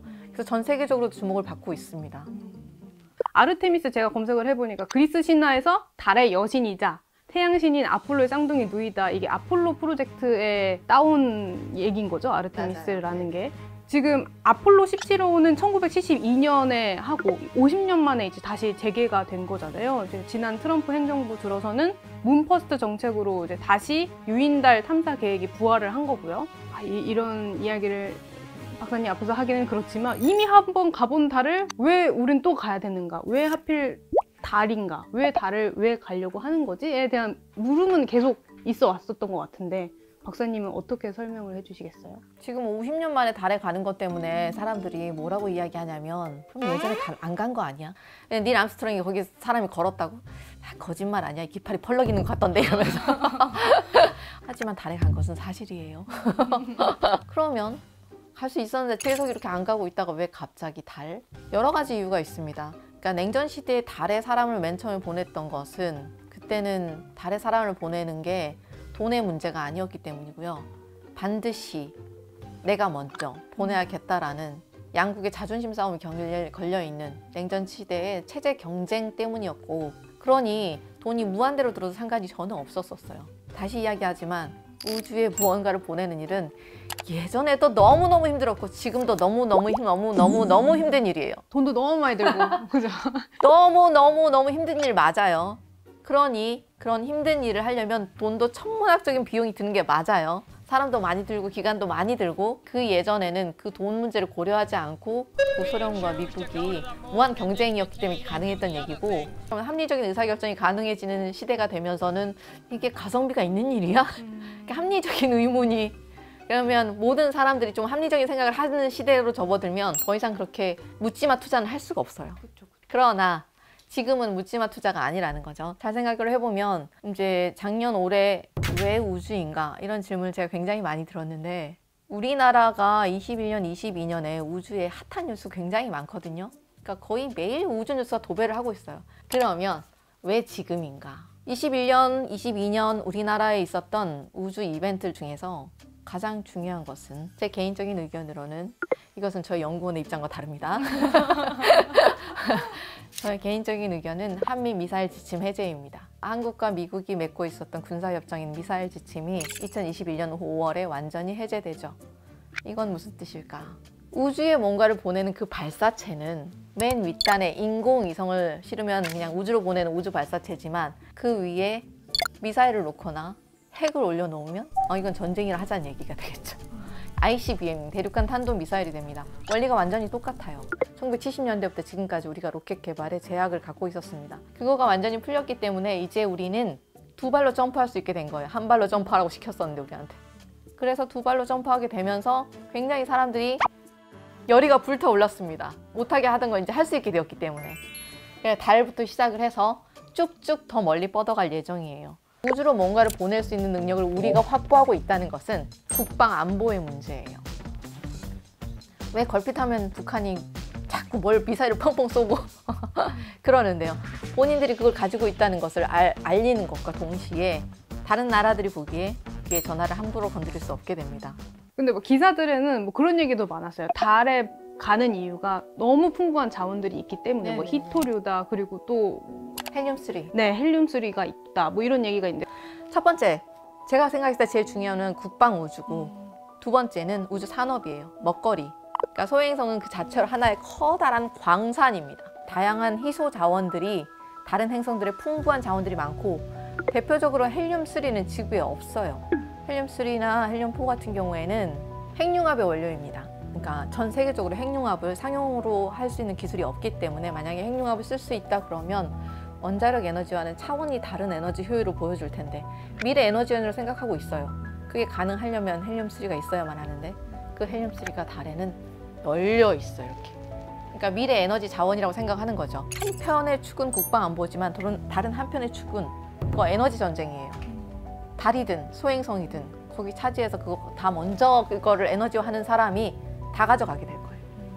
그런데 우리 다누리가 거기 이제 우리 아장아장 탐사하고 있다. 야, 이제 시작, 우리 이제 시작. 그래도 시작이 반인데 그러면서. 헬륨-3나 그런 히토류 자원들을 캐고 캐다 보면 달이 크기가 작아지는 거 아니냐, 그러면 이거 우주의 질서가 흐트러지는 거 아니냐, 어떻게 되는 건가요 이게? 별 5개짜리 질문이에요. 칭찬합니다. 마땅히 해야 될 질문이에요. 왜냐하면 경쟁적으로 자원 경쟁을 한다고 제가 방금 말씀을 드렸잖아요. 그럼 달이 조그매지면 달과 지구가 서로 잡아당기고 있던 우리가 가지고 있던 모든 질서들, 달 때문에 생기는 우리의 계절들, 이런 것들, 조석 간만의 차, 이런 거 다 어떡할 거야. 지금 그 질서 우주의 질서 흐트러지는데? 라고 생각하기 쉬워요. 합리적인 질문이에요. 의심이 돼야 돼요. 너도 나도 채굴을 막 해가지고 첫 번째 걱정은 뭐냐면 1, 2, 3, 4, 5등까지는 먹을 게 충분하겠지만 후발 애들은 우리도 후발인데 후발 더 있습니다. 사실 우주를 가고 싶어하는 많은 나라들이 있어요. 그들이 왔을 때 아무것도 안 남았을 수도 있고, 그게 첫 번째 걱정이고, 그리고 두 번째 걱정은 제 생각에는 무슨 문제가 생기냐면 사람이 거기에 도착을 해서 무언가를 행위를 하면 반드시 행위의 결과물이 남을 거예요. 지금 달에도 쓰레기들이 널려 있어요. 달에 우주 비행사들이 지금 갔다 온 흔적들, 이미 쓰레기가 5만 대 널려 있습니다. 근데 이거보다 더 많은 사람들이 간다고요? 그러면 쓰레기 문제만이 문제가 아니라 제 생각은 일단 우리가 이종이기 때문에 바이러스의 문제가 있어요. 거기에 지구에서 묻혀가는 무언가의 바이러스나 미생물들이 묻어갈 거예요. 다른 행성을 오염시킬 거라고요. 나는 그들이 우리를 오염시키는 게 걱정이 아니라 우리가 우주를 오염시킬까 봐 너무 걱정이에요. 지금 유엔 산하에, 유엔 코프스 산하에 평화로운 우주 활용을 위한 조약을 다 같이 만들기 시작하고 있어요. 우주 정책이나 우주 자원이나 우주 산업에 대해서 룰을 만들자. 무분별하게 채굴과 자원 발굴을 하지 말자라는 약속과 규칙을 정하고 있습니다. 근데 이게 유엔 산하에 있다는 게 중요한데 그게 강제적인 조약이 아니라는 거죠. 여러분들이 생각하고 있는 걱정들을 과학자들이 이미 20, 30년 전부터 하고 있었어요. 너도 나도 나가게 됐을 때 사태 이유를 걱정하고 지금부터 규칙을 만들자. 100g 이상씩은 퍼오지 말자, 이런 거. 그 100g 아니에요. 그건 농담이에요. 아직 아무도 안 퍼왔어요. 그러니까 그런 룰을 만들기 하는 것도 모든 나라가 합의한 룰을 만들기 얼마나 어려운지 아세요? 어쨌든 그걸 하자는 움직임들이, 모든 약속들이 지금 생겨나기 시작하는 단계예요. 우주 정책 부분도 다 같이 지금 고민하고 있는 부분이에요. 다 함께 살자 좀. 그랬으면 좋겠습니다. 근데 제가 또 본 거는 아르테미스 계획 중에 하나가 정거장, 대체할 수 있는 정거장을 만든다라고 했는데, 근데 우주 정거장에도 유통기한이 있는 건가? 원래 있었잖아요, ISS라고. 근데 그것도 좀 궁금해요. 지금까지 우주인들이 나가서 상주에 있는 공간은 국제우주정거장 ISS가 있습니다. ISS는 상암에 있는 월드컵 경기장만 해요. 축구 경기장만한 규모의 구조물을 우주에 유지하는 게 쉬울까요? 어려워요, 당연히. 그래서 어느 한 나라만 하지 않고 방을 나눠서, 섹션을 나눠서 각자 자기들 걸 각자 붙여서 각자 살림살이 하고 있는 중이거든요. 이 방은 내 거, 이 방은 내 거, 각 나라가. 그런데 러시아가 지금 돈이 없기 때문에 ISS의 운영 자금을 빼기로 했어요. 가장 많은 그 구조물들 중에 가장 많은 부분을 책임지고 있는 부분이 사실 러시아였어요. 러시아가 ISS에서 발을 떼겠다 이렇게 얘기하면 거기를 유지하기가 굉장히 어려워집니다. 그래서 미국이 생각하는 것은 ISS는 지구 주변에 딱 붙어 있어요. 지구 궤도에 400km 정도 상공에 딱 붙어 있는데 이거 말고 달 주변에 갖다 놓을 거야. 더 멀리. 우리는 한 단계 더 멀리 가는 우주 정거장 만들어 놓지 뭐. 이렇게 생각한 게 루나 게이트웨이입니다. 아르테미스 프로젝트라는 그 프로그램 안에 그 커다란 우산 밑에 사람을 다시 달에 보내는 프로그램이 있고 달 주변에 제2의 차세대 우주 정거장 루나 게이트웨이를 만들겠다는 프로그램이 있고 다양한 프로그램이 다 그 우산 안에 있어요. 달에 어차피 사람 보내려고 하고 그리고 원래 목표는 달이 아니고 화성에 보내는 거기 때문에 루나 게이트웨이에 거기에 베이스 캠프를 차리면 우리가 화성까지는 지금 현재 기술로도 가는데 9개월이 걸리는데 거기서 한번 쉬고 가는 거예요. 베이스 캠프에서. 지구에서 출발한 사람들은 달 궤도에서 잠깐 쉬고 갑니다. 거기서 물자 좀 바꾸고 옷도 좀 갈아입고 샤워도 한번 하고 다시 한번 화성으로 가는 거예요. 그걸 생각하고 있는 거예요. 달은 화성으로 가기 위한 전진 기지가 될 것입니다. 그러면 근데 화성으로 9개월이 걸린다고 했는데 최단 시간이 9개월인 거죠? 엄청 먼 거네요. 그럼 다 사람이 간다고 생각을 해보세요. 9개월 동안 우주에서 깜깜한데 우울증 걸리기 딱 좋은. 진짜 그러네요. 진짜 그러네요. 그러면 이제 정리를 해보자면 이제 달로 우리가 가는 이유는 풍부한 자원을 찾기 위해 그리고 국방력을 이제 상징적인 의미 국방우주. 네. 국방우주 그리고 제2의 지구가 될 수도 있는 그렇죠. 화성에 대한 이제 전진 기지에 대한 발판을 만들기 위해서 우리가 달로 간다 이렇게 정리를 해볼 수도 있을 것 같은데 제가 좀 SF 이런 거 좋아해가지고 유튜브 막 둘러보면 제2의 지구가 될 수 있는 것 하면서 막 엄청 여러 개가 있더라고요. 화성 말고도 트라피스 1 뭐 주위를 공전하는 뭐 7개 행성들 뭐 이런 것들이 있는데 제2의 지구가 되기 위한 조건 같은 게 있을까요? 태양계에 다양한 행성들이 있는데 제1 후보지로 화성을 생각하는 이유가 있겠죠. 제일 먼저 그 행성 내가 밟을 수는 있는 것인가? 서 있을 수는 있는 것인가? 일단 기체 행성은 어렵겠네. 기체는 어렵겠고 그리고 또 온도. 생명체가 살 수 있는 온도 범위에 있어야 되잖아. 마이너스 400도, 마이너스 플러스 400도 이런 데서는 살 수가 없어. 산소가 있어야 되는데 산소 어떻게 만드나? 그리고 결정적으로 물은 어떻게 해결하나? 자, 생존을 위해서 해결해야 될 문제가 굉장히 많다는 걸 지금 느끼고 있죠? 그 모든 것을 해결하기 위해서 그나마 화성은 그래도 이렇게 저렇게 하면 되겠다라는 생각이 드는 행성이에요. 땅을 밟을 수 있고 중력도 그나마 지구보다 약간 적고 그리고 대기가 있어요. 물론 당연히 우리가 생각하는 대기는 아니지만 조성비가 좀 다르지만 산소와 수소를 뽑아낼 수 있을 정도의 대기가 있어요. 산소와 수소를 뽑아낼 수 있으면 물을 만들어낼 수 있어요. 흡족하진 않겠지만 가능해. 만드는 게 일단 가능한 조성이어야 돼.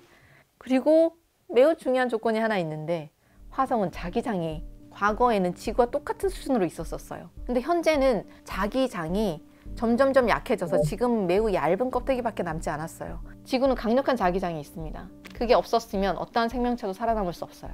태양에서 오는 우주 방사선과 태양풍이 지구의 표면에 그대로 내려 꽂히는 상태가 됩니다. 그게 지금 현재 화성의 상태예요. 그런데 과거에 한때 자화되었던 흔적들이 화성의 지면에 남아있어요. 큰 암석들에 자기장이 남아있어요.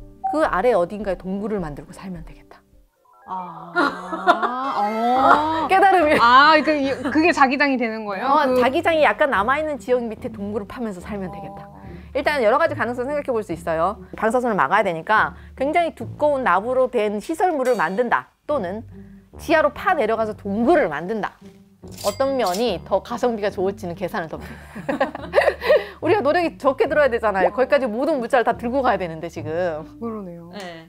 굉장히 복잡한 문제네요. 만약에 거기다 건축물을 만든다고 생각을 해봅시다. 앨런 머스크처럼 화성에 100명이 상주하는 공간을 만든다고 칩시다. 거기다 그럼 조그만 도시를 만들어야 된다는 뜻인데 그러면 얼마나 많은 구조물이 필요할까요? 그리고 이제 중요한 거는 그 구조물을 뭘로 만들까요? 무엇으로? 벽돌을 하나하나 지구에서 날라야 될까요? 그렇게는 못 만들겠죠. 당연히 현지에 있는 걸로 만들어야 됩니다. 그게 가능해요, 화성의 땅은. 그래서 화성을 생각하는 거예요. 그럼 박사님은 화성이 제일 제2의 현재로서는 가장 유력한 후보지인 것은 맞습니다. 전 동굴 생각은 한 번도 안 해보셨어요? 달 동굴, 화성 동굴 다 현실적인 얘기예요. 사람은 좀 빛을 봐야 근데 너 지하에 있으면 너무 우울할 게 그것뿐일까요? 모든 물자가 부족할 텐데. 마지막으로 우리 한국 천문학계 목표와 미래 뭐 청사진 이런 거 한번 멋있는 웅장한 얘기 한번 듣고 싶은데 저희가 그래도 7번째 달 탐사국이고 우리나라 우주도 이제 우리의 의지를 전 세계에 펼칠 때가 되었죠. 그래서 전 세계적으로 우리나라에 거는 기대가 굉장히 큽니다. 우리나라의 국제적인 수준이 사실 많이 향상되었기 때문에 그에 걸맞는 기여를 과학계에서도 해야 한다고 생각합니다. 우리가 이제 겨우 달에 아직 못 갔어요. 달까지 갔다고 말하고 싶지만 달에 12월 말에 도착을 하면 우리나라의 우주 영역이 우리나라의 우주 영토가 지구의 적궤도 정지 궤도에만 머무르지 않고 달까지로 확장이 됩니다. 아니 달은 너도 나도 다 갔는데 무슨 이제서 달이야 이렇게 생각하시는 분들 달을 밟지 않고 그 다음이 없어요. 우주 기술이라는 게 국방 기술하고 닿아있기 때문에 어느 나라와도 기술을 교환할 수 없습니다. 사람도 기술도 돈도 절대 교환이 불가능한 게 우주 분야예요. 다른 나라가 달에 갔을 때 무슨 나사를 썼는지 볼트를 뭘 썼는지 아무것도 가르쳐 주지 않아요. 처음부터 끝까지 맨땅 우리 힘으로만 해내야 되는 게 우주예요. 그냥 시간이 걸릴 수밖에 없고 당연히 단계를 밟아야 그 다음을 해결할 수가 있어요. 데이터가 있어야 그 다음을 설계를 해볼 거잖아요. 뭐가 안 됐으니까 고쳐볼 게 있어야 하잖아요. 우리나라 2022년에 달 궤도선인 다누리가 가고 2030년에 달 착륙선이 갈 예정입니다. 2035년에 소행성 탐사가 예정되어 있어요. 2040년에 화성 탐사가 예정되어 있습니다. 그 모든 일에 단계를 밟지 않고는 건너뛸 수 있는 게 아무것도 없습니다. 그 모든 일에 과학자들이 지치지 않고 일을 할 수 있게 격려를 해주셨으면 좋겠어요. 너네들 이제 그거 해서 뭐하냐 이거 아니거든요. 아무도 도와주지 않았거든요. 그래서 달, 화성 그리고 저 개인적으로는 지구에서 제일 멀리 나가 있는 보이저 1호보다 더 멀리 우리의 탐사선이 나가는 것이 저의 목표입니다. 태양권을 넘어서 그 너머에 어딘가에 우리가 우주선을 보내는 거죠. 네, 감사합니다. 굉장히 너무 뭉클한 이야기였는데 박사님은 진짜 그 현장에 있는 거고 사실 한국의 우주 역사의 한 페이지에 지금 하나하나 하고 계신 거잖아요. 느낌이 완전 다르실 것 같은데 이번 다누리도 굉장히 의미가 크셨겠다라는 생각이 그렇죠. 들어요. 다누리가 시작되면서 이제 드디어 우리가 지구 저궤도를 벗어나 본 거니까 우주를 시작한 나라는 더 멀리 갈 꿈을 꾸지를 못하는 거거든요. 꼭 필요한 일만 해요. 실용적인 거, 돈 되는 거. 지금까지 우리나라 위성들은 다 실용위성밖에 없었어요. 경제적인 이유. 다누리는 돈 때문에 하지 않는 첫 번째 위성이에요. 우주 탐사를 위한 첫 번째 위성. 알고 싶어서 가는 첫 번째 위성입니다. 우리나라가 이제 좀 그럴 때도 되지 않았을까요? 사실 뭉클해지는 오늘 강연이 너무 뭉클해요. 저는 우주 덕후로서 너무 오늘 2시간 들어야 되는데 교수님 보내드려야 돼가지고 이제 이 정도 하고 이제 마무리를 지어보려고 하는데요. 네, 오늘 이렇게 황정환 박사님과 우주 이야기 나눠봤습니다. 감사합니다. 화수목 아침 7시 듣동라가 습관이 됩니다. 박사님 이제 우주 얘기하니까 행복해. 아니 근데 저 약간 덕후가 이런 표정이구나를. 저 근데- 그런 의미의 덕후가. 너무 약간 가슴이 뭉클해졌어요. 저는 박사님 표정을 보고. 아, 네. 약간 눈물이 고이시네요. 연기 되나요? 연기 오늘 좀? 넘기셨어요. 인류세라는 거는 인류가 새로 만든 지질시대의 개념이다. 보통 사람들이 뭐 인류세 그러면은 뭐 세금을 내는 거냐 뭐 이런 얘기까지 나오는데요. 새로운 지질 시대가 출현했다. 수백만 년 동안 일어날 법한 변화가 지난 70년간 압축적으로 일어났다. 갑자기 그 해변에 돌고래떼로 가득 찬다든지 죽은 물고기가 막 둥둥둥둥 강에 막 떠 있다든지 그 생태계라고 하는 것은 자기가 스스로 유지를 하고 조절하려고 하는 그런 능력이 있어요. 힘들이 깨지기 시작하는 거예요. 약 200만 종에 달하는 지구 생물 중에 이미 15만에서 26만 종이 사라지고 있는 중이라고 합니다. 지구의 역사를 되돌아봐야 하는 이유, 바로 6번째 대멸종과 연관되어 있기 때문인데요. 쉽게 말하면 지금은 진짜 인류가 지구의 지질 시대를 바꾸고 있다. 그렇죠. 이미 바꿨다라는 거죠. 네.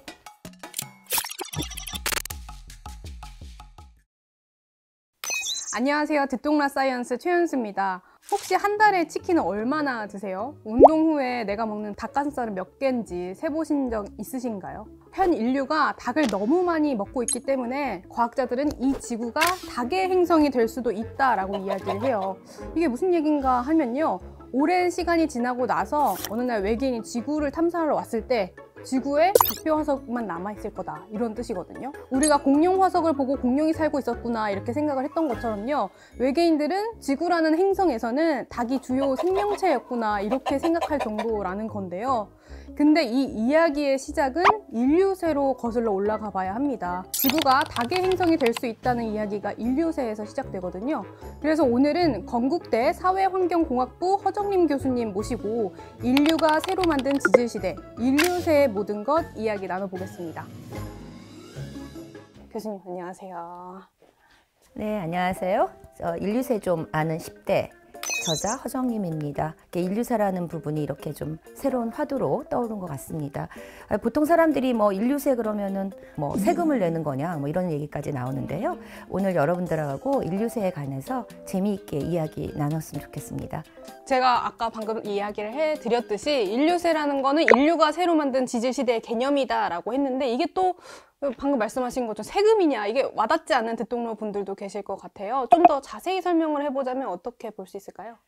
사실 새로운 지질 시대가 출현했다 이렇게 생각하시면 되는데요. 인류가 지구 환경에 엄청난 변화를 줬기 때문에 지구의 지질층이 이제 새로운 변혁을 이뤘고, 그래서 우리가 살고 있는 이제 홀로세 뭐 이런 것들을 이제 변했다는 거죠. 그래서 지금은 이제 인류세라는 말로 해야 된다라고 이제 얘기하고 있는 거고요. 2000년도에 노벨 화학상을 받은 네덜란드 화학자 파울 크레첸 아시죠? 근데 그분이 이제 제일 우리 프레임가스가 온실가스의 주범이다라는 것을 밝힌 유명한 과학자신데요. 이분이 인류세라고 지칭해야 된다라고 주장하시면서 나오게 된 개념입니다.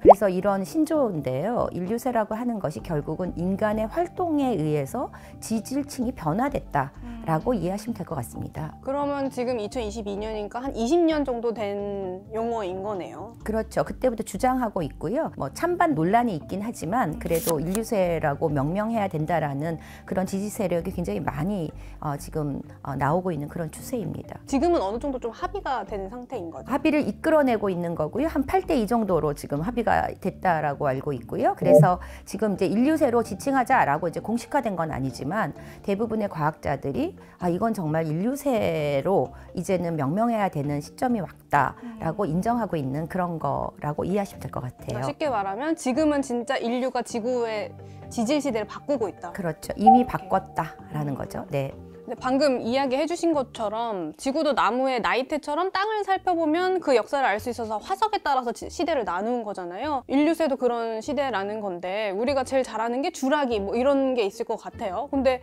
지질 시대는 어떻게 구분을 해왔다고 볼 수 있을까요? 지질은 이제 크게 누대, 대, 기, 세, 절 뭐 이런 식으로 분류를 하고 있고요. 이런 시대 분류를 통해서 우리가 살고 있는 이제 시대를 명명하게 되는데, 우리는 지금 현재 신생대 제4기 홀로세 에 살고 있고요. 그래서 빅뱅 이후의 지구의 역사를 12달로 비교해 봤을 때 이제 이걸 캘린더로 보는 거죠. 그렇게 됐을 때 1월 1일에 지구가 탄생했다고 보면 현생 인류는 12월 31일 맨 마지막 날에 11시 2분에 출현을 했어요. 오후 11시 2분. 그렇습니다. 그러니 얼마나 이게 1시간 정도 남짓 이렇게 살고 있는 인류가 이렇게 인류세라는 말이 나올 정도로 지구 환경에 얼마나 큰 영향을 줬는가라는 생각을 한번 해보자는 건데요. 농경 사회가 이제 언제 시작됐냐면 이제 12월 31일 58분 50초에 시작됐다고 하거든요. 근데 이 농경 사회가 주는 의미가 큽니다. 뭐냐면 이게 이제 우리가 유목 생활이라든지 이렇게 원시인들이 생활할 때는 먹을 것이 먹고 없으면 또 다시 옮기고 이렇게 하잖아요. 근데 농경이라고 하는 거는 하나의 도시가 이루어지는 거거든요. 사람이 모여 살면 거기에서 상수도 문제, 또 가축을 키우게 되고 이러면서 또 거기에 쓰레기 문제, 오물 이런 문제들이 다 나오잖아요. 이런 모든 것들이 이제 도시화되면서 생기는 환경 오염의 이제 시작이다라고 볼 수 있기 때문에 농경 시대라고 하는 게 이제 의미를 주는 건데요. 제가 지금 오늘 이렇게 잠자리를 하고 나왔는데요. 이 잠자리조차도 우리보다 엄청나게 먼저 이 지구상에 출현한 생명체거든요. 그런 생각을 하면 여러분들이 지구 환경에 좀 얼마나 오만하게 인간이 파괴하고 살아왔는가라고 하는 것을 한번 좀 생각해 봐야 되지 않을까라는 색에서 이런 인류세에 대한 논의가 되고 있다라고 봅니다. 네. 오늘 일부러 인터뷰 때문에 잠자리 브로치를. 그렇습니다. 잠자리를 그렇다고 제가 이걸 어디서 데려온 애는 아니고요. 제가 이제 평상시에 좋아하는 거라 한 몇 마리의 잠자리를 키우고 있습니다. 이렇게 화석으로. 네. 네, 지금 설명을 해주신 게 지구의 역사를 1년짜리로 이제 비유를 해본다면 지금으로부터 1시간 전에 태어난 인류가 지구 환경을 근본적으로 바꾸고 있고 이 시기를 인류세라고 칭하고 있다는 건데요. 근데 저는 방금 말씀해 주셨듯이 농경사회가 시작되면 우물을 버리면서 그때부터 이제 오염이 시작된다 이렇게 말씀을 해주셨는데 지구에 또 어떤 흔적을 남기고 있는지 이 인류세가 궁금해져요. 이 지질의 이제 인류세라고 하는 게 인간의 흔적이다라고 이렇게 정의 내린다고 했을 때 그럼 과연 어떤 흔적이지? 라고 궁금하잖아요. 그게 바로 핵 개발로 인한 방사선 물질이고요. 플라스틱 화석입니다. 그리고 여러분 놀라지 마세요. 닭뼈 화석입니다. 그래서 이제 이런 세 가지를 가장 인류세의 흔적이다라고 이야기하고 있어요. 그러면 방사선 물질은 구체적으로 설명을 다시 해주신다면? 그러니까 방사선이라고 하는 것이 이제 우리가 핵실험을 굉장히 한꺼번에 막 경쟁적으로 했었거든요. 방사성 나트륨이 이제 땅속에 이제 깊이 들어가게 됩니다. 근데 그런 건 사라지지가 않습니다. 그래서 먼 훗날까지 나오게 되고요. 어떻게 해서 이렇게 지층의 지질을 이제 확인하냐면 남극에서 이제 얼음 코어라는 거를 분석을 합니다. 얼음 코어라는 게 이제 너무 신기하게도 얼음에는 얼음이 이렇게 100% 얼음이 아니고 얼음 사이사이에 공기층이 생기거든요. 그러니까 공기층에 있는 거기에 있는 그 기체 를 분석을 하면 거기 메탄이 많은지 질소가 많은지 이런 것들을 볼 수 있어요. 그래서 얼음 코어를 분석하게 되거든요. 그래서 이제 예를 들어서 1963년도에 같은 경우에는 평균보다 50배 높은 그런 방사능 수치가 발견되었는데 이때가 미국하고 경쟁적으로 소련하고 이렇게 이념 경쟁하면서 핵을 막 개발할 때였거든요. 그런 핵폭탄 개발이 이제 경쟁적으로 이루어졌던 때라는 것을 얼음 코어에서는 기억하고 있는 거죠. 그리고 이제 플라스틱 같은 경우가 굉장히 재미있는데 플라스틱이라고 하는 게 당구 데이라고 얘기하잖아요. 그거를 이제 생산하는 회사의 이제 사람이 그 당시에는 당구공을 코끼리 상아로 했다고 그래요. 그렇게 딱딱하고 동그랗게 만들 수 있는. 그래서 많은 코끼리들이 이렇게 포획하고 이렇게 그랬던 것들이 가슴이 아파서 요거랑 대체할 수 있는 거를 만들어냈으면 좋겠다. 공모를 했더니 그때 발명을 해서 어떤 분이 갖고 온 게 플라스틱이었다고 해요. 그래서 많은 코끼리들의 그 상아를 구할 수 있었던 좀 좋은 발명이었는데 이걸 하다 보니까 플라스틱이 너무 재밌는 거죠. 왜냐?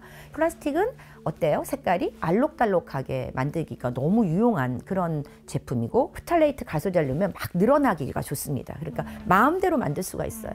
그러니까 사람들이 싸고 또 가볍고 그리고 만들기 쉽고 하니까 플라스틱을 너무나 남용하면서 쓰기 시작한 거죠, 인류가. 그래서 이제 이 플라스틱이 너무나 많이 산재되어 있기 때문에 지금 해양 같은 경우에는 하루에 정말 너무나 많은 플라스틱이 모이고 있고 플라스틱 아일랜드라고 하는 그런 플라스틱이 모인 그런 둥둥 떠다니는 그런 섬들이 생겼잖아요. 분해되지기도 어렵고 녹도 슬지 않고 미세 플라스틱이라는 문제 또 환경 호르몬이라는 문제 여러 가지 문제로 가고 하는 그런 심층된 환경 문제를 또 일으키고 있다라는 건데 이것이 지금 암석이 되고 있는 거예요. 인간의 기술로부터 파생된 것이 암석이 된 걸 기술 화석이라고 하거든요. 그래서 플라스틱으로 만들어낸 기술 화석들이 어떤 인류세를 분류하는 그런 기준점이 될 수 있어요. 플라스틱 같은 경우에는 어쨌든 분해가 돼서 미세 플라스틱 이런 것도 나오는 건데 기술 화석이라는 거는 그 상태 그대로 굳었다라는 거잖아요. 그거는 플라스틱이 좀 더 약간 종류가 달라서 이렇게 분해가 안 된 건가요? 플라스틱은 잘 분해가 오랜 기간이 걸리지만 어쨌든 분해는 가능하고 그리고 잘게 부서져서 미세 플라스틱이 되기도 하죠. 그런데 이제 그게 기술 화석이 되는 거는 다른 것들하고 엉켜서 생기는 것들이 완전히 화석이 돼버리는 거예요. 플라스틱 화석이 지금 심지어는 박물관에 전시되어 있는 그런 상황이기도 하거든요. 그러니까 다른 물질이랑 이렇게 엉켜서 더 이제 분해가 더 안 되고 그렇죠. 그런 상태로 그냥 화석이 되는 거죠. 그 다음으로 얘기를 해볼 수 있는 게 인류세에 구분하는 기준이 닭뼈가 될 수 있다라고 이야기를 해주셨잖아요. 좀 생뚱맞다고 생각하시는 분들도 있을 것 같긴 한데요. 개체수가 많아서 닭이 행성이 된다고 하기에는 개체가 많은 생물들이 너무 많잖아요. 제가 딱 문득 떠오르는 거 바퀴벌레도 너무 많고, 그리고 돼지도 저희 많이 먹고. 근데 왜 하필 닭뼈인지 저는 좀 궁금했거든요. 아, 그래요. 맞아요. 돼지도 있고 뭐 바퀴벌레 많죠. 그런데 이게 생태계에 여러분 보면 이렇게 피라미드가 있고 이렇게 개체에 따라서 숫자량이 달라지잖아요. 그러니까 그 위에 이제 개체들이 수가 이제 좀 줄어들면서 가야지 이제 이게 안전한 생태계인 건데, 우리가 가축, 인간이 먹기 위해서 이렇게 또는 농사 이용하기 위해서는, 요새 농사 잘 이용 안 하죠. 거의 다 먹기 위해서 하는 게 이제 가축인데, 집에서 키우는 가축들이 육상 척추 동물의 65%나 차지하고 있거든요. 그렇기 때문에 이게 이제 너무 많아지는 게 문제예요. 근데 또 거기다가 왜 또 그럼 하필이면 닭이야? 라고 했을 때, 닭은 여러분 조류가 얼마나 많습니까? 종류가 우리가 네, 너무너무 많죠. 그런데 전 조류를 다 합힌 것보다 많은 숫자를 지금 양계장에 있는 닭들이 차지하고 있거든요. 전 세계에 있는 조류의 양이요? 네. 전체 조류보다 닭의 양이 더 커요. 더 많아요. 그럼 이건 문제잖아요. 네. 그걸 지금 논하고자 하는 거죠. 그렇다면 그게 왜 그럴까? 그만큼 인류가 닭을 너무 많이 먹고 있는 거예요. 훗날에 이제 만약에 외계인이 이제 우리 행성에 왔다. 네, 제 책 앞에 표지도 이제 외계인이 와가지고 보는 표지인데요. 이게 이제 왔는데 보니까 화석을 보니 무슨 닭뼈가 이렇게 많지? 그럼 이게 닭의 행성이었나? 이렇게 오해할 수 있을 정도로 닭을 너무 많이 먹고 있어요. 그래서 현재 전 세계적으로 한 해 지구인이 먹는 닭이 얼마나 될 것 같아요? 150억 마리나 된다고 합니다. 전 세계 인구들이 이제 먹는 게. 그러니까 어느 나라나 가도 닭 요리는 진짜 흔하게 보잖아요. 그래서 2017년도에 한 해에 우리나라에서만 해도 9억 3,600만 마리가 도축됐다고 해요. 그래서 우리나라 인구가 5천만 명이니까요. 매년 한 명당 20마리나 닭을 먹는다라는 것이죠. 그 세계 인구를 따져봤을 때 저희 몇 명이죠? 60억, 예전에 노래 나왔을 때가 60억 인구 중에 그거였던 것 같은데 77억 정도 되나요? 그거에 비하면 한 10배가 넘는 대단한 양인데, 제가 이 얘기를 교수님 책을 보고 그럼 야생닭은 어떻게 생겼지 하면 찾아봤어요. 그러니까 지금 우리가 먹는 닭의 형태랑은 좀 다르더라고. 더 덩치도 크고 좀 더 약간 전투적으로 생겼더라고요. 이게 사람들이 먹을 수 있는 살이 많은 통통한 닭이어야 하고 또 빨리 자라서 도축이 되어야 하니까 이렇게 모양이 바뀌었다, 품종이 개량됐다라고 합니다. 근데 실제로 1950년대를 살던 닭에 비해서 지금 닭은 5배 정도 더 빠른 속도로 성장을 해왔고요. 또 빨리 키워서 빨리 잡아먹어야 되니까 태어나자마자 30일 만에 도축이 된다고 해요. 그래서 뼈에 구멍도 많고요. 닭가슴살과 다리살은 또 저희가 먹어야 되니까 더 통통하게 비대해졌다고 해요. 그래서 이를 두고 과학자들은 수백만 년 동안 일어날 법한 변화가 지난 70년간 압축적으로 일어났다라고 평가를 하기도 했는데요. 지구상에서 가장 수가 많은 척추 동물인 닭이 인간에 의해서 가장 많은 변화를 겪었기 때문에 이렇게 본다, 인류세의 상징이 될 수 있다라고 얘기를 하더라고요. 제가 이제 환경 전공자로서 사실 우려되는 게 뭐 인류세, 뭐 지층의 변화, 뭐 닭이 화석, 사실 이런 것보다 사실 마음이 아파요. 지금 방금 이제 그 기자님께서 말씀하신 것처럼 이렇게 닭이 변형된 닭, 그리고 오래 살아도 되는 닭의 수명을 단축시켜서 이렇게 도축되는 그런 닭들을 먹고, 그리고 기형적으로 이렇게 한 부위를 갖다가 통통하게 키운 닭을 먹는다는 거, 그걸 다시 역설적으로 생각하면 이 닭이 과연 건강할까? 라는 걸 우리는 한번 고민해 봐야 되는 거죠. 닭이 이게 사육되는데 이게 완전히 공장같이 이렇게 매일매일 24시간을 불을 켜놓고 매일 닭이 알을 낳는 거예요. 그리고 굉장히 밀폐된 곳에서 살기 때문에 항생제 투여도 많이 하고요. 그리고 성장 촉진제도 맞습니다. 그렇기 때문에 사실은 건강한 음식인가? 라고 돌이켜 봐야 되는 거죠. 가급적이면 조금 비용을 더 들더라도 동물복지한 닭이라든지 아니면 달걀을 사는 게 옳습니다. 지금 교수님 말씀 듣고 저는 생각이 난 게, 계란을 사면 계란에 있는 그 숫자를 통해서 동물복지를 한 닭이냐 아니냐를 볼 수 있다고. 네, 그 달걀 보실 때 맨 마지막 숫자를 보셔야 돼요. 1이 완전히 방목해가지고서 막 키우는 닭이에요. 그리고 2가 그래도 이제 그 자유방목하는 닭이냐 아니면 방목하는 닭이냐예요. 그래서 저도 달걀 살 때 꼭 1번이 너무 비싸면 2번까지는 꼭 삽니다. 왜 적어도 케이지에서 키우진 않거든요. 그런 닭이 난 달걀이 영양학적으로도 건강할 거고 훨씬 더 좋겠죠. 맨 뒷번호에 1과 2냐 요거까지는 확인하시는 게 좋지 않을까 싶네요. 그냥 일반 양계장에서 낳은 알은 한 3, 4 뭐 그렇습니다. 네. 한번 집 가서 제 계란을 한번 봐야겠어요. 나 뭐 3, 4일 것 같은데. 그런데 이렇게 지구의 역사를 되돌아봐야 하는 이유, 지금의 지질 시대를 인류세라고 부르는 지금, 이걸 왜 우리가 알아야 되는지를 보면요, 바로 6번째 대멸종과 연관되어 있기 때문인데요. 과학자들은 어떻게 얘기를 하고 있냐면 인류에 의해서 제6의 대멸종 사태가 진행되고 있다, 이렇게 경고를 하고 있어요. 근데 이 6번째 대멸종의 대상이 인류가 될 수 있다라는 거죠.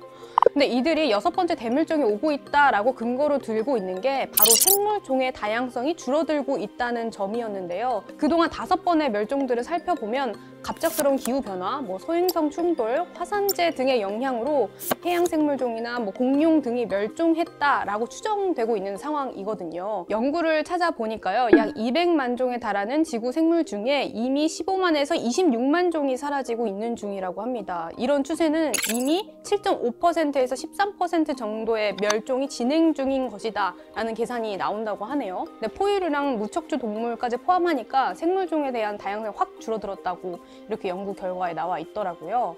그런데 이제 생물종의 다양성이 줄어드는 것과 인류가 6번째 대멸종을 맞이하게 된다라는 이 두 이야기가 어떤 상관관계가 있을까라는 궁금증이 들었거든요. 별개의 이야기 같아 보여서요. 여러분 예전에 기억나세요? 외래종, 황소, 개구리 이런 거가 들어왔는데 처음에는 아무 문제가 없는 것 같다가 나중에 이제 갑자기 걔네들이 너무 개체수가 많아지니까 이제 그걸 잡느니 막 이런 얘기들이 나오잖아요. 그 생물종 다양성이 무너지면 생태계의 질서가 무너진다라고 볼 수 있기 때문에 위험한 거예요. 그래서 어떤 생태계 교란종들이 들어와서 생태계가 파괴되는 이런 문제도 있고, 그 생태계라고 하는 것은 자기가 스스로 유지를 하고 조절하려고 하는 그런 능력이 있어요. 그 지구라고 하는 거는. 그래서 그걸 가이아 이론이라고 하거든요. 지구의 능력, 자정 능력이 떨어지는 것이 문제가 되고, 이렇게 자기를 조절하고 유지하려고 하는 그런 힘들이 깨지기 시작하는 거예요, 지구가. 그래서 이제 그런 생태계라고 하는 게 굉장히 중요한 의미를 두는 거고, 그리고 먹이사슬의 어떤 자연의 규칙과 룰을 지키기 위한 그런 것들이 중요하기 때문에 생물성 다양성이라는 게 매우 중요하고, 그런 종의 다양성이 없어진다라는 거는 그만큼 문제가 되는 거죠. 벌이 없어지면 지구가 멸망한다더라, 이런 얘기 들은 적 있으시잖아요. 왜 별이 상징적이냐면, 벌이라고 하는 거는 어때요? 이렇게 여기저기 이렇게 옮겨 다니잖아요. 그래서 열매가 맺히게 되는 거잖아요. 근데 그런 원리를 이제 벌이 해주고 있는데, 벌이 없어진다면 인간이 다시 대신합니다. 그래서 요새 이런 아르바이트 있습니다. 이렇게 붓으로 꽃수를 이렇게 묻혀주는, 기후변화나 이런 것 때문에 이제 벌이 자꾸 없어지기 때문이죠. 그래서 이런 문제들이 이제 실질적으로도 일어나고 있고, 이 피라미드라고 하는 기본적인 어떤 질서에 모든 생물은 자유로울 수가 없어요. 그 안에 다 연관되어 있다라는 거죠. 먼 후대에 인류의 행성에 6번째 멸종이 온다. 인류가 그 6번째 대멸종의 대상자가 될 수도 있지 않나라고 하는 것들로 이제 경고를 하는 것이겠죠. 그러니까 교수님이 하신 얘기를 좀 정리를 해보자면, 지구는 항상성을 유지하려는 가이아 이론처럼 그런 성향을 갖고 있는데, 지금은 생물종이 이제 떨어지고 있고 다양성이 줄어들고 있는데, 그 중에 하나의 종이 인류가 멸망할 수도 있다. 사실은 이런 코로나라고 하는 보도도 못한 그런 바이러스에 우리 전 인류가 얼마나 많이 지금 고통받고 있고, 지금 굉장히 혼돈의 사회에 우리가 살고 있는데요. 동물도 식당을 한다라고 생각했을 때 동물들이 절대로 해서 망할 식당이 어딘 것 같아요? 뷔페입니다. 왜냐면 배불러도 먹는 게 인간이에요. 표범이 사슴을 먹었어요. 먹으면 그네들은 배부르면 안 먹습니다. 그리고 그거를 나무 위에 딱 걸쳐 놓아요. 그럼 그거를 누가 먹어요? 하이에나가 먹고, 그리고 남은 거는 독수리가 먹어요. 그래서 그들은 생태계를 유지하는 거거든요. 그래서 배가 부르면 절대로 안 먹어요, 다른 동물들은. 근데 인간만 배가 불러도 먹어요. 그렇기 때문에 뷔페 식당이 있을 수 있는 겁니다. 제가 이제 드리고 싶은 말씀의 이제 핵심은, 인간이 좀 그 먹는 거조차도 그렇게 욕심이 많고, 그러니 닭도 허벅지가 튼튼한 닭 가슴살을 팔기 위해서 뭐 가슴이 불려주는 그런 약을 먹인 닭들을 유통하고 이런 것들이 참 자연의 법칙을 어기면서까지 인류가 다른 생물체들에게 어떠한 일들을 하고 있는가라고 하는 것들을 한번 생각해 보고자 하는 거죠. 네. 지금 이 상황이 지구의 균형이 깨지고 있는 것을 보여주고 있다. 그게 여실히 지금 드러나고 있는 상황이라고 할 수 있겠는데요. 이런 상황에서 동물들의 다잉 메시지들도 나오고 있는 상황이라고요. 예를 들어서 뭐 하늘에서 뭐 수천 마리의 새떼가 땅으로 와르르 떨어진다든지, 갑자기 그 해변에 돌고래떼로 가득 찬다든지, 죽은 물고기가 막 둥둥둥둥 강에 막 떠 있다든지, 이런 기사들을 여러분들이 많이 보셨을 거예요. 그래서 이제 이렇게 동물들이 집단 떼죽음이 이제 이렇게 무섭다는 이유는 이들이 왜 죽는지를 모르겠는 거예요. 많은 그 연구자들이 이 문제에 대해서 연구하고 있는데 정확히 지금 이유를 모릅니다. 근데 이래 온 적이 없잖아요. 그래서 우리가 사실은 두려운 거죠. 맞아요. 네. 저도 이거 관련해서 다큐멘터리 하나 봤는데 이게 왜 이런 상황이 발생한지 모르니까 더 무서운 거다라고 하니까 갑자기 딱 이게 위기의식이 딱 들더라고요. 인류세 관련해서 이야기를 해봤는데, 근데 사실 저는 인류세 관련해서 교수님을 이제 모시려고 할 때도 이거를 왜 지금 왜 알아야 하는가에 대한 고민을 저 스스로도 많이 했거든요. 일단 환경 오염을 시키지 말아야 한다라는 얘기는 너무 이미 지난 얘기고 기시감이 든다라는 생각도 들었어요. 그래서 이거를 왜 우리가 심각하게 받아들여야 하는가, 좀 지금 영상을 보고 계시는 구독자들에게 전하고 싶은 메시지나 좀 경각심을 불러일으킬 만한 얘기가 있으시면. 뭐 보통 환경 그러면요 굉장히 기피합니다. 저 사람은 까다로운 사람이야. 뭐 친구들조차도 뭐 너는 그거 지켜? 뭐 이런 얘기도 많이 듣습니다. 근데 여러분, 이렇게 인류세라고 하는 새로운 지지층을 우리가 만들어내고 있는 장본인들이라는 생각을 한번 해보시고요. 그 레이첼 칼슨의 침묵의 봄이라고 하는 책이 1960년대에 나와서 환경이라고 하는 그런 문제에 화두를 일으켰는데, 침묵의 봄이 무슨 뜻이겠어요? 봄이 됐는데도 침묵한다라는 거예요. 짹짹, 뭐 졸졸졸, 뭐 이런 소리가 나야 봄인데 다 죽었기 때문에 침묵한다 봄이, 뭐 이런 경고의 메시지를 보내고 있는 책이었잖아요. 오늘 좀 춥지만 이 차가움이 너무나 고마웠어요. 왜냐하면 이 기후변화 때문에 도대체 11월이 다가고 12월이 오는데도 너무나 더웠잖아요. 얼마 전에도. 그러나 겨울은 겨울이어야 돼요. 추워야 되거든요. 너무나 아름다운 이 대한민국이 기후변화로 인해서 계절이 2개밖에 없어진다. 이런 미래를 상상하고 싶지 않으시죠? 그러시다면 우리가 인류세의 흔적으로 남는 6번째 멸망의 그런 주인공이 되지 말고 환경에 조금 더 관심을 갖는 구독자분들이 되셔서 인간뿐이 아니라 동물과 함께 이 지구를 살아가는 그런 주인공이 되기를 진정으로 바랍니다. 저는 오늘 교수님 이야기를 들으면서 제 스스로를 좀 반성하게 되는 계기가 되었어요. 이제 구독자분들도 조금 환경 이야기에 더 관심 갖게 되는 계기가 되었으면 좋겠는데, 다음에 또 다른 환경 관련해서 이슈가 있다면 제가 또 연락을 드리겠습니다.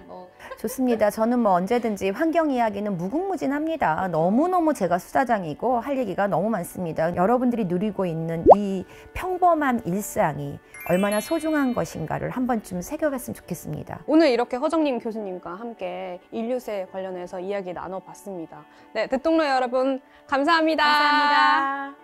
화수목 아침 7시 듣동러가 습관이 됩니다. 앞으로의 우리 현대 인류의 모습을 약간 상상도처럼 만든 그림이 하나 있어요. 여자가 이렇게 웅크러 있고 거북목이고. 그런 개체들은 오히려 적응도가 떨어지는 거죠. 저는 오히려 거꾸로일 것 같아요. 진화라고 하는 게 뭔가 더 우월한 형질을 갖게 된다라고 이제 생각을 하는데, 진화는 진보가 아니라 다양성의 증가라는 그런 말도 있거든요. 퇴화도 진화의 일종의 패턴일 수 있습니다. 두뇌 증가세가 갑자기 감소됐다라고 하더라고요. 이 연구 내용이 흥미로운 거는 한 인간의 지능이 높아지는 게 좋은가? 똑똑한 사람들이 잘 살고 행복한가요? Kinds of rubbish. 핸드폰이 스마트해지면 우리는 좀 스투피드해져도 되는 거죠. 스마트폰을 잘 쓰면 되는 거니까. 진화 방향이 기생충의 진화랑 비슷합니다. 안녕하세요. 듣동라 사이언스 최현수입니다. 오늘의 주제는 인류의 진화입니다. 왜 이번 주제 키워드를 진화로 잡았냐 하면요. 이번 2022년 노벨 생리의학상이 바로 진화와 관련된 흥미로운 내용이 등장했기 때문인데요. 오래전 지구에서는 여러분들이 알고 있는 뭐 호모 에렉투스나 네안데르탈인 이런 여러 가지 종들이 지구에 살다가 멸종이 되었었는데요. 스반테 페보 교수, 그러니까 스웨덴의 진화 인류학자가 현 인류의 진화 과정에서 네안데르탈인 그리고 데니소바인과 우리 현 인류가 피를 나눴다라는 사실을 유전학적으로 증명해내서 상을 받았습니다. 이 네안데르탈인의 피를 현 인류가 물려받았다라는 과학적인 증거가 나온 거죠. 2000년대 초반까지만 해도 네안데르탈인은 우리랑 전혀 다른 종종인 줄 알고 있었다고 해요. 뭐 말, 돼지, 사자처럼요. 그래서 물려준 유전자들을 살펴보면 이들은 뭐 면역 체계에도 도움을 줬고 뭐 비만, 당뇨, 탈모까지 물려줬다고 합니다. 지금이야 비만, 당뇨가 나쁜 질병이지만 당시에는 극한의 환경에서 생활해야 했던 종들에게는 이 병들이 생존법이었다라고 하니까 너무 흥미로운데요. 그래서 오늘은 인류의 진화와 관련된 좀 더 자세한 이야기 진화 유전학자 이대한 교수님 모시고 이야기 나눠보겠습니다. 안녕하세요. 안녕하세요. 네, 저는 진화를 연구하고 있는 이대한입니다. 초파리나 예쁜 꼬마 선충 같은 작은 동물을 가지고 생물이 어떻게 진화하는지를 연구하고 있습니다. 반갑습니다. 맞습니다. 진화 이야기 하기에 앞서 진화하면 가장 먼저 떠오르는 그림이 원숭이부터 시작돼서 점점 이제 일어나서 서 있는 사람, 인류의 모습이에요. 근데 이게 좀 가장 크게 진화에 대한 선입견을 불러일으킬 수 있는 그림이다, 이렇게 얘기를 하더라고요. 진화에 대해서 좀 더 제대로 된 개념을 한번 짚고 넘어가면 좋을 것 같은데요.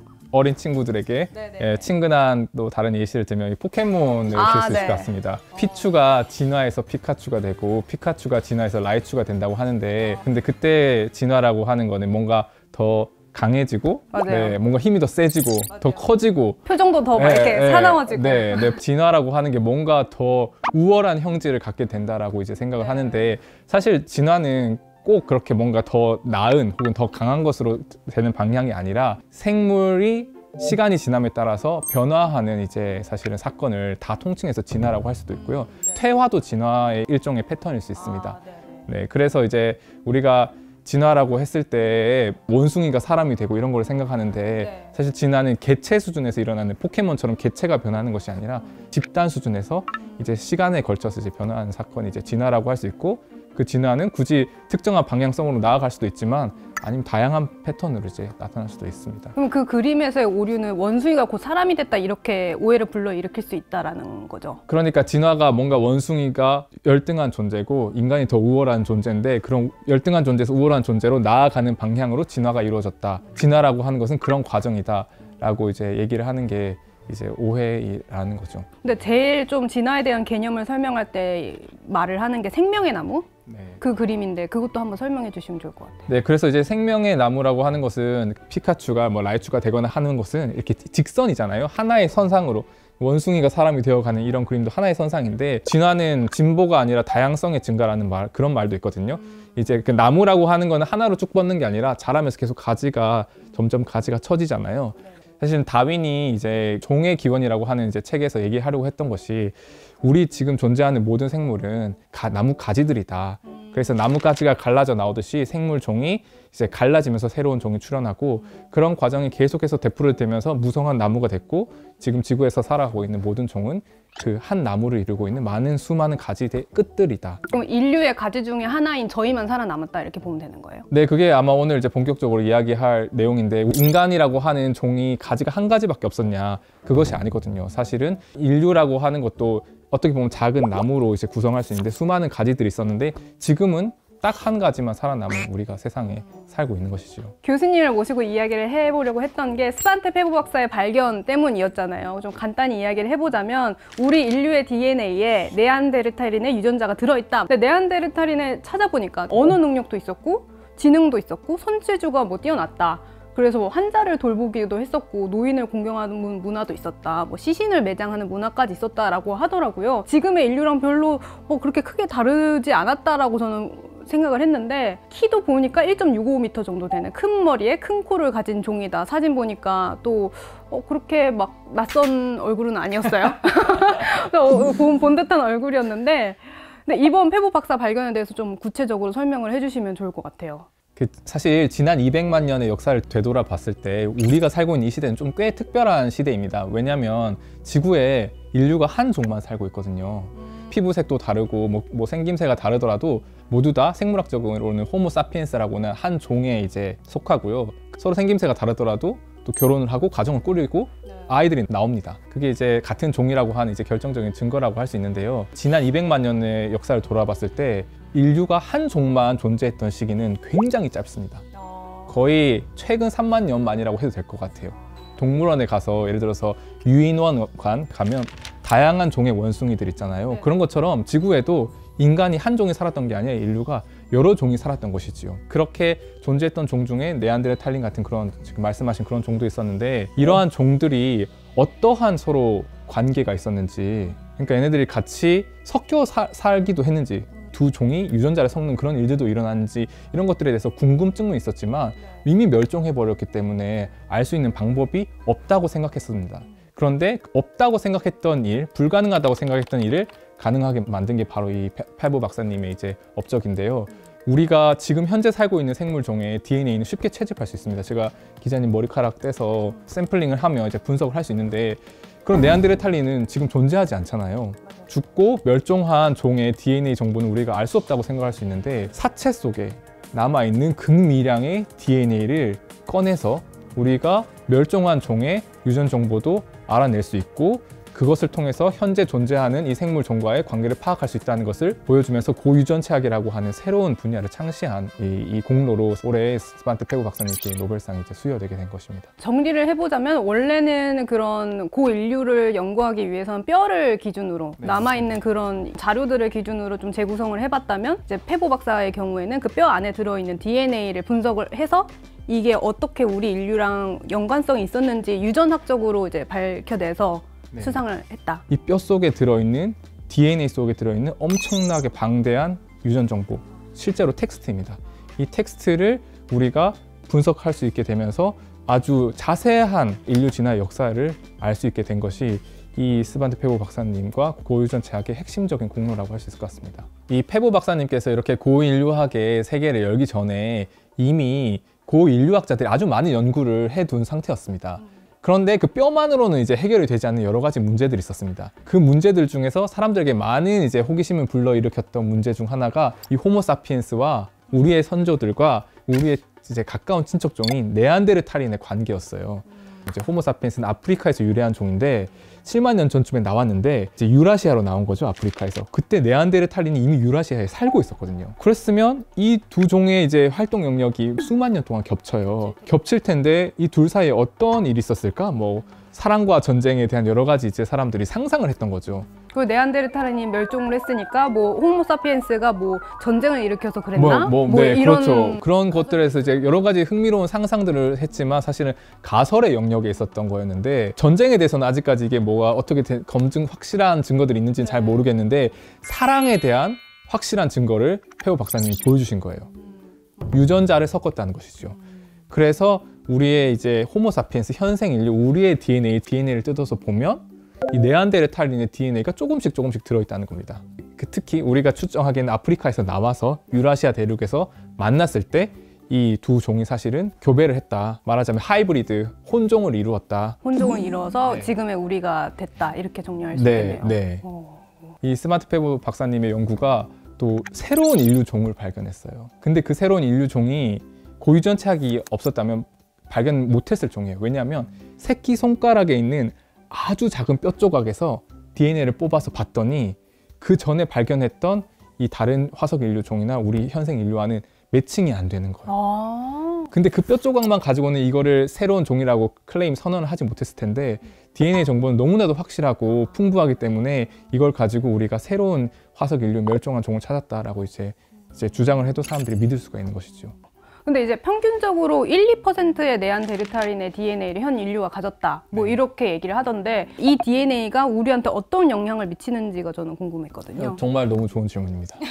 네. 왜냐면 노벨 생리의학상을 받았다고 하는 거는 뭔가 그런 의학적인 함의가 사실 있지 않으면 그러니까요. 이제 받기가 힘든 상이거든요. 그런데 고유전체학이 그냥 뭔가 인류 진화의 미스터리를 푸는 그런 호기심적인 지적인 차원의 문제가 아니라 의학적인 함의도 이제 큰 게요. 우리가 평균적으로 1-2% 정도 이제 유라시아에 특히 사는 사람들이 1-2% 정도로 가진 것인데 각자가 가지고 있는 네안데르탈린의 유전체 조각이 다릅니다. 기자님이 가지고 계신 네안데르탈린과 제가 가지고 있는 네안데르탈린과 시청자분들이 가지고 계신 이 네안데르탈린이 조금씩 다 다른 거죠. 그래서 그거를 모으면 그 전체 유전체 기준으로 한 40% 정도가 돼요. 그러니까 예전에 이제 네안데르탈린 집단이 가지고 있던 그런 DNA 40% 정도가 모자이크처럼 이렇게 뿌려졌다. 우리 인류에 지금 뿌려져 있는 거예요. 그런 당뇨병을 더 쉽게 걸리게 하는 그런 인자가 들어있다고 하면 그 조각을 가지고 있는 사람들에서 그 효과가 나타나는 거고 그 조각이 없는 사람들에서는 효과가 없는 것이죠. 근데 제가 좀 기사를 하나 보니까 코로나19 관련해서도 페보 박사가 발견해낸 게 있다. 네. 아, 기사를 너무 열심히 찾아보셨네요. 공부를 되게 열심히 했어요. 코로나에 걸리더라도 이제 어떤 사람은 이제 중증에 가고 어떤 사람은 중증으로 가지 않고 아주 가볍게 앓고 지나가는 경우가 있잖아요. 나이 같은 이런 환경이나 아니면 내부적인 그런 개인들의 조건 각자가 가지고 있는 DNA의 차이에 따라서도 중증화 정도가 차이가 난다는 사실을 알고 있었는데요. 이제 수반테 페보 박사님이 이제 그러한 이 중증화와 관련된 DNA 조각 중 어떤 조각이 이 네안데르탈린에서 온 조각이다라고 한 것을 이제 밝혀낸 것이죠. 그럼 네안데르탈린 DNA로 뭐 약간 일어날 수 있는 게 코로나19 관련해서 면역도 그렇고 그리고 당뇨도 그렇고 또 하나가 탈모도 있었고 그죠?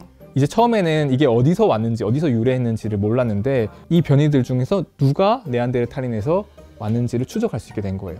알고 보니까 이 변이가 이런 질병을 일으킨다고 알고 있었는데 그게 네안데르탈린에서 왔네?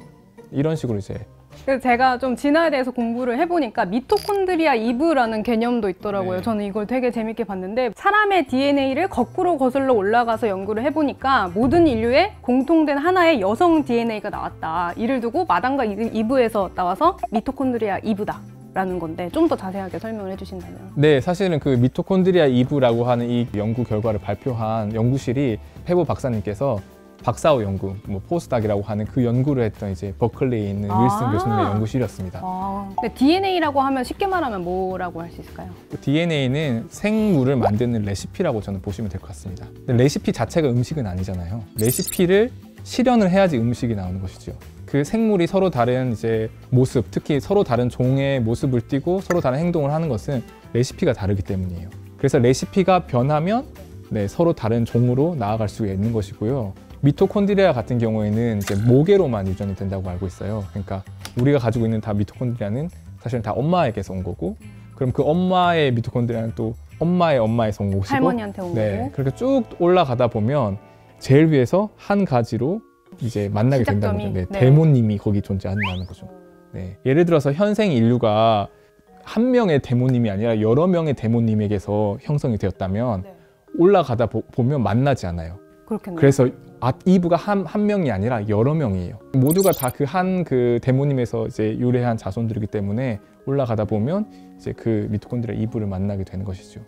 거꾸로 거슬러서 올라가다 보니까 한 여성의 DNA가 나왔다. 그래서 이게 미토콘드리아 이브다 이렇게 설명을 했는데 아까 이야기해 주신 거는 우리 호모사피엔스의 인류가 아프리카에서 시작이 되었다라고 하면 아프리카에서 온 네, 맞습니다. 이브가 어디 사람이냐.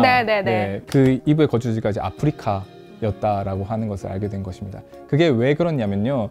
이게 사실은 진화 유전학에서 아주 중요한 개념 중에 하나인데요. 아프리카에 있는 사람들의 미토콘드리아를 들여다보면요. 굉장히 다릅니다. 상대적으로 뭐랑 다르냐면요. 유라시아에 사는 사람들끼리 비교했을 때보다 훨씬 차이가 커요. 왜요? 이 아프리카에서는 오랫동안 이 사람들이 호모사피엔스를 비롯한 인류가 살았기 때문에 거기에서는 다양한 돌연변이들이 많이 생기고 쌓였는데요. 그 중에서 아주 작은 집단이 나와서 전체 나머지 인류를 다 구성한 것이에요. 그렇기 때문에 이 굉장히 아주 낮은 유전적 다양성을 가지고 인류들이 형성이 돼서 사실은 우리가 이 유럽인이나 아시아인이나 혹은 그 아메리카 원주민들 간의 친척 관계는 굉장히 가깝고요. 어떨 때는 아프리카에 있는 이웃 동네에 있는 주민들 간의 친척 관계가 훨씬 더 멀어요. 이 조상들은 이 아프리카에서 아주 오랜 시간 동안 살았기 때문에, 그렇지만 우리는 단군 할아버지가 오셔가지고 계셨는지 안 계셨는지 모르겠지만 여기서 이제 씨를 뿌리신 지가 얼마 안 됐기 때문에 친척 관계가 굉장히 가깝다고 나오는 것이고요. 근데 지금까지는 좀 인류, 과거의 고인류에 대해서 얘기를 해봤다면 제가 또 기사를 하나 보니까 인류의 조상이 침팬지의 조상과 계통이 갈라진 이후에 600만 년 동안 인류의 두뇌는 4배가 커졌는데 최근 3000년 사이에 이걸 살펴보니까 두뇌의 증가세가 갑자기 감소됐다라고 하더라고요. 그래서 왜 우리의 뇌 용량이 이렇게 줄어들고 있는 건가에 대한 궁금증도 들어서 교수님 오시면 물어봐야겠다 이렇게 생각하고 있었거든요. 네, 저도 그 논문을 조금 살펴보긴 했는데 조금 흥미롭긴 한데요. 얼만큼 이제 정설로 자리 잡은 것인지는 잘 모르겠고 아직 많은 연구가 필요한 부분인 것 같고 아직은 네. 확실하지가 않은 거예요. 감소되는 상황인 거는 맞는 거죠. 그 부분에 대해서 여전히 연구가 많이 필요할 것 같습니다. 더 많은 이제 데이터들을 확보해야지 이게 진짜로 실제로 그런 경향성이 있다라는 걸 보여줄 수도 있고 또 머리가 작은 사람들 혹은 머리가 큰 사람들을 우연히 어떠한 다른 이제 편향으로 통해서 많이 채집해서 그래프가 휘어서 보일 수도 있을 것 같고요. 그리고 만약에 그런 재밌는 패턴이 보인다고 할지라도 그것이 환경적인 변화에서도 나타나는 걸 수도 있거든요. 아, 네네. 저는 근데 그게 만약에 사실이라고 했을 때 이 연구팀이 제공한 이 설명이 사실은 흥미로웠습니다. 맞아요, 맞아요. 왜냐하면 이제 집단 지성이 작동하기 시작하면 굳이 개인이 그렇게까지 똑똑할 필요가 없기 때문에 오히려 두뇌가 뇌 용량이 감소하는 방향으로 또 진화할 수 있지 않을까 그런 얘기였는데 굉장히 흥미로운 것 같습니다. 그러니까 그 집단 지성이라고 하면 조금 어려울 수 있는데 뭐 기억의 외장화다 이렇게 표현을 하더라고요. 그러니까 핸드폰에 뭐 전화번호를 많이 저장을 해주니까 우리가 전화번호를 기억할 필요가 없고 이런 것들이 너무 많아지니까 우리 두뇌가 그만큼 작아지는 거다라고 하는데 저는 또 궁금증이 똑똑함이 뇌 크기에 비례하는 건 아니잖아요. 근데 왜 그렇게 판단하는 건지도 저는 좀 신기했거든요. 그 뇌 크기에 비례하는지 안 하는지에 대해서는 사실 아주 약한 상관관계가 있다고는 얘기를 합니다.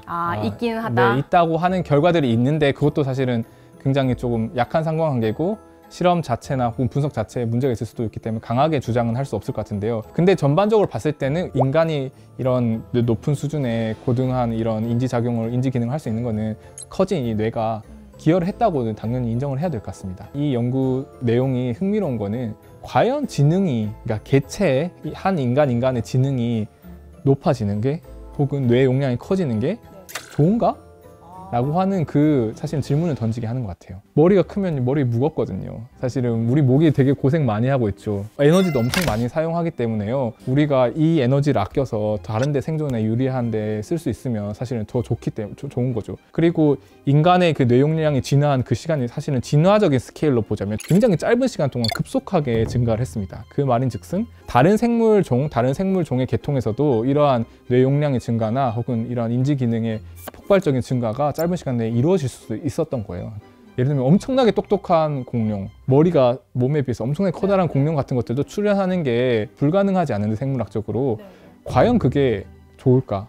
그만큼 똑똑할 필요가 없어서 똑똑한 사람들이 잘 살고 행복한가요? 저는 그거를 물어보고 싶은데 오히려 똑똑한 사람들이 깨달을 수 있죠. 자손을 이런 팍팍한 세상에서 자손을 낳는 거는 자살행위다. 그래서 안 낳아버리면 그거를 아는 똑똑한 유전자는 퍼지지 않는 것이죠. 다음 질문이랑 좀 겹치는 것 같긴 한데 지금 인류를 호모 사피엔스 그러니까 슬기슬기 사람이라고 부르더라고요. 그렇게 얘기를 하는데 앞으로 지금보다 더 똑똑한 사람이 나타날 수 있겠냐에 대해서는 지금 교수님께서 좀 부정적인 굳이? 그러니까 이게 아까 제일 처음에 질문 진화가 무엇인가라고 하는 거랑 연관이 되어 있는데요. 진화가 그러니까 진보가 아니라고 했는데요. 진화의 방향성을 부여해 주는 것이 있습니다. 그게 뭐냐면 환경이에요. 진화에서 패턴을 만들어내는 그 힘은 우리가 주물에다 부어서 뭔가를 이제 예술 작품을 만들어내는 것처럼 환경이 이제 주물로 작용하고 거기에 이제 생물이 들어가서 이제 오랜 시간이 걸치면 적응이 돼서 환경에 적합한 종이 되는 건데요. 인류의 이렇게 뇌 용량이 드라마틱하게 커진 배경에는 뇌 용량이 커지고 뭐 지능이 높아졌을 때 생존과 번식에 더 유리한 어떠한 특정한 환경이 있었을 거라고 생각을 하고요. 그렇기 때문에 그 환경이 자연 선택을 불러일으켜서 이러한 방향으로 이제 진화가 일어났다고 진화생물학자는 이렇게 설명할 수 있습니다. 현재 환경이 어떠한지를 보면 인류의 진화가 어떻게 이루어질지를 사실 가늠해 볼 수 있는 것 같아요. 그러면 가늠해보자면 어떠신 거예요? 제가 생각했을 때 가장 흥미로운 부분은 인류는 지구상에서 거의 유일하게 생물학적인 진화보다 문화적인 진화가 압도적인 종입니다. 그러니까 우리가 2000년 전에 인간과 지금 현재 인간을 비교했을 때 생물로서 인간은 별로 크게 바뀌지 않았어요. 뭐 뇌 용량이라든가 아니면 신체적인 조건 같은 것들이 변하지 않았는데 우리가 살아가는 방식, 우리가 이 자연 세계에 미치는 영향력 이런 것들은 엄청나게 달라졌죠. 우리가 지금 기후변화의 문제를 일으킬 수 있는 것은 사실은 산업혁명이 없었다면 이렇게까지 대기 중에 이산화탄소의 농도를 변화시킬 수 없었을 겁니다. 근데 이게 우리가 갑자기 숨에서 엄청나게 많은 CO2를 내서 생긴 일이 아니거든요. 이 문화 진화가 압도적으로 빠르게 진화하고 있고요. 그런데 이 문화가 결국은 새로운 환경을 구축한 거예요. 그러니까 2000년 전, 3000년 전, 4000년 전 혹은 뭐 몇만 년 전에 인류가 살아가던 환경과 현재 인류가 살아가던 환경이 다르기 때문에 그때 유리했던 형질이 지금 불리할 수 있고 거꾸로일 수도, 그때 불리했던 형질이 지금 유리해질 수도 있는 것이죠. 예를 들어서 말씀하셨는데 스마트폰이나 우리가 AI 얘기하잖아요. 근데 그게 사실 섬뜩한 거는 핸드폰이 스마트해지면 우리는 좀 스투피드해져도 되는 거죠. 스마트폰을 잘 쓰면 되는 거니까. 진화 방향이 기생충의 진화랑 비슷합니다. 기생충은 숙주의 그런 시스템을 사용하고 대신에 자기 건 퇴화시켜요. 퇴화를 시킨다기보다는 퇴화가 되는 거죠. 필요가 없고 더 효율적이 되는 거죠. 어떻게 보면 기계로 문명을 만들어 놓고서 그거를 더 잘 그냥 활용할 수 있는 그런 능력을 갖췄을 때 자손을 많이 번식할 수 있는 그런 역량을 갖추게 된다면 굳이 두뇌가 더 커지는 것보다는 기계나 AI와 더 잘 연결되는, 근데 만약에 그 과정이 엄청나게 높은 수준의 지능을 요한다거나 아니면 커다란 뇌 용량을 요구하는 그런 계산이 필요한 부분이라고 한다면 그쪽으로도 진화를 할 수 있는 것이고. 저는 기사 찾아보면서 또 재밌었던 게 그 우리 앞으로의 우리 현대 인류의 모습을 약간 상상도처럼 만든 그림이 하나 있어요. 여자가 이렇게 웅크러 있고 거북목이고, 그러니까 약간 사람들이 컴퓨터를 많이 하고 스마트폰 많이 쓰다 보니까 그렇게 몸이 굳어질 것이다라는 상상도가 있는데, 교수님이 말씀하신 것처럼 이제 문화의 진화가 이루어지면 그거에 따라서 인류도 그렇게 바뀔 수도 있다, 이렇게 볼 수 있다는 거죠. 저는 오히려 거꾸로일 것 같아요. 그러니까 그게 진화의 개념 혼동화 같은데 우리가 개체가 우리가 고꾸라지니까 이렇게 되니까 그 기계를 많이 쓰고 하면, 네, 근데 그런 개체들은 오히려 적응도가 떨어지는 거죠. 생존력이 떨어지기 때문에 오히려 더 기계 문명에 이제 최적화되는 그런 신체 구조를 가지는 쪽으로 진화적인 압력이 가해지겠죠. 거북목으로 고통받지 않는 그런 신체 구조가 선택이 될 수도 있어요. 그런데 여기서 제일 중요한 것은 선택이라고 하는 거는 자손을 많이 번식하는, 그러니까 유전자가 더 널리 퍼지는 것이 선택되는 겁니다. 더 강한 애가 혹은 더 똑똑한 애가 진화하는 게 아니라요, 더 많이 살아남고 더 많이 퍼진 애가 더 많이 퍼집니다. 이게 동어 반복처럼 들리는 건데 더 환경에 잘 적응해서 더 잘 퍼진 애들이 번성합니다. 단순하다 이런 생각을 해보면 더 잘 퍼질 수 있는 모습의 인류가 진화할 것이다. 오늘 좀 굉장히 재밌는 얘기였어요. 그죠? 그리고 앞서 교수님이 소개해 주셨을 때 작은 동물들, 예쁜 꼬마 선충을 연구한다고 하셨는데, 이게 초파리도 연구하고 있습니다. 네, 초파리랑 예쁜 꼬마 선충을 연구하신다고 하셨는데, 이게 인류 진화랑 어떤 관련성이 있는 거예요? 관련이 전혀 없다고 생각하실 수도 있겠지만 사실은 아주 관련이 큽니다. 제가 비유를 들자면 우리가 인류의 그런 그 건강, 질병과 관련된 혹은 생물로서 인간에 대한 이 생물학적 생리 현상 같은 것들에 대해서 인간에 대한 연구를 통해서 알아낸 게 얼마나 될까요? 아주 많은 부분이 바이러스, 대장균, 초파리, 다른 동물들을 혹은 다른 생물들에 대한 연구를 통해서 얻은 지식을 우리 인간에게 활용하고 적용하고 있는 것입니다. 왜냐하면 인간을 연구하는 것은 힘들거든요. 윤리적인 문제도 있고 뭐 비용적인 문제도 있고, 또 인간은 또 꽤 복잡한 이제 그 생물이기 때문에 단순한 생물을 가지고 보편적인 원리를 찾아내서 인간에게도 적용할 수 있는 연구를 하는 이제 생물학자들이 많은데요. 제가 초파리나 예쁜 꼬마 선충을 연구하는 이유는 사실 인간의 이 뇌가 어떻게 이 지구에 출현하게 되었나라고 하는 것을 이해하려면 뇌가 어떻게 만들어지는지를, 그리고 그 뇌가 어떻게 진화하는지를 이해를 해야 되거든요. 레시피. 그렇죠. 정답입니다. 네. 그러면 뇌를 만드는 레시피가 어떻게 진화를 하는가? 구체적인 인간 뇌에 가기 전에 보편적인 원리와 기작을 살펴보기 위해서는 더 단순하고 더 다루기가 좋은 이제 초파리와 선충 같은 그 작은 동물을 통해서 연구를 하고 있습니다. 그리고 이렇게 해서 제가 찾아낸 그런 원리와 기작들이 나중에 또 인간의 뇌가 어떻게 진화했는지를 이제 설명하는데 귀중한 이제 자료가 될 수 있도록 이제 열심히 연구를 하고 있습니다. 그러면 이거 그냥 저 단순한 궁금증인데, 똥파리는 안 되는 거예요? 초파리만 가능한 거예요? 아니에요? 초파리나 똥파리 연구할 수 있으면 뭘 연구하시겠어요? 초파리 하겠습니다. 네. 그 똥파리를 키우려면 똥이 필요한지 아닌지 모르겠지만 초파리가 더 작고 해부하기에 용이하니까. 네, 제가 근데 네, 한번 그 초파리 실험하다가 똥파리가 하도 앵앵거려서 초파리 뇌를 해부하고 있었거든요.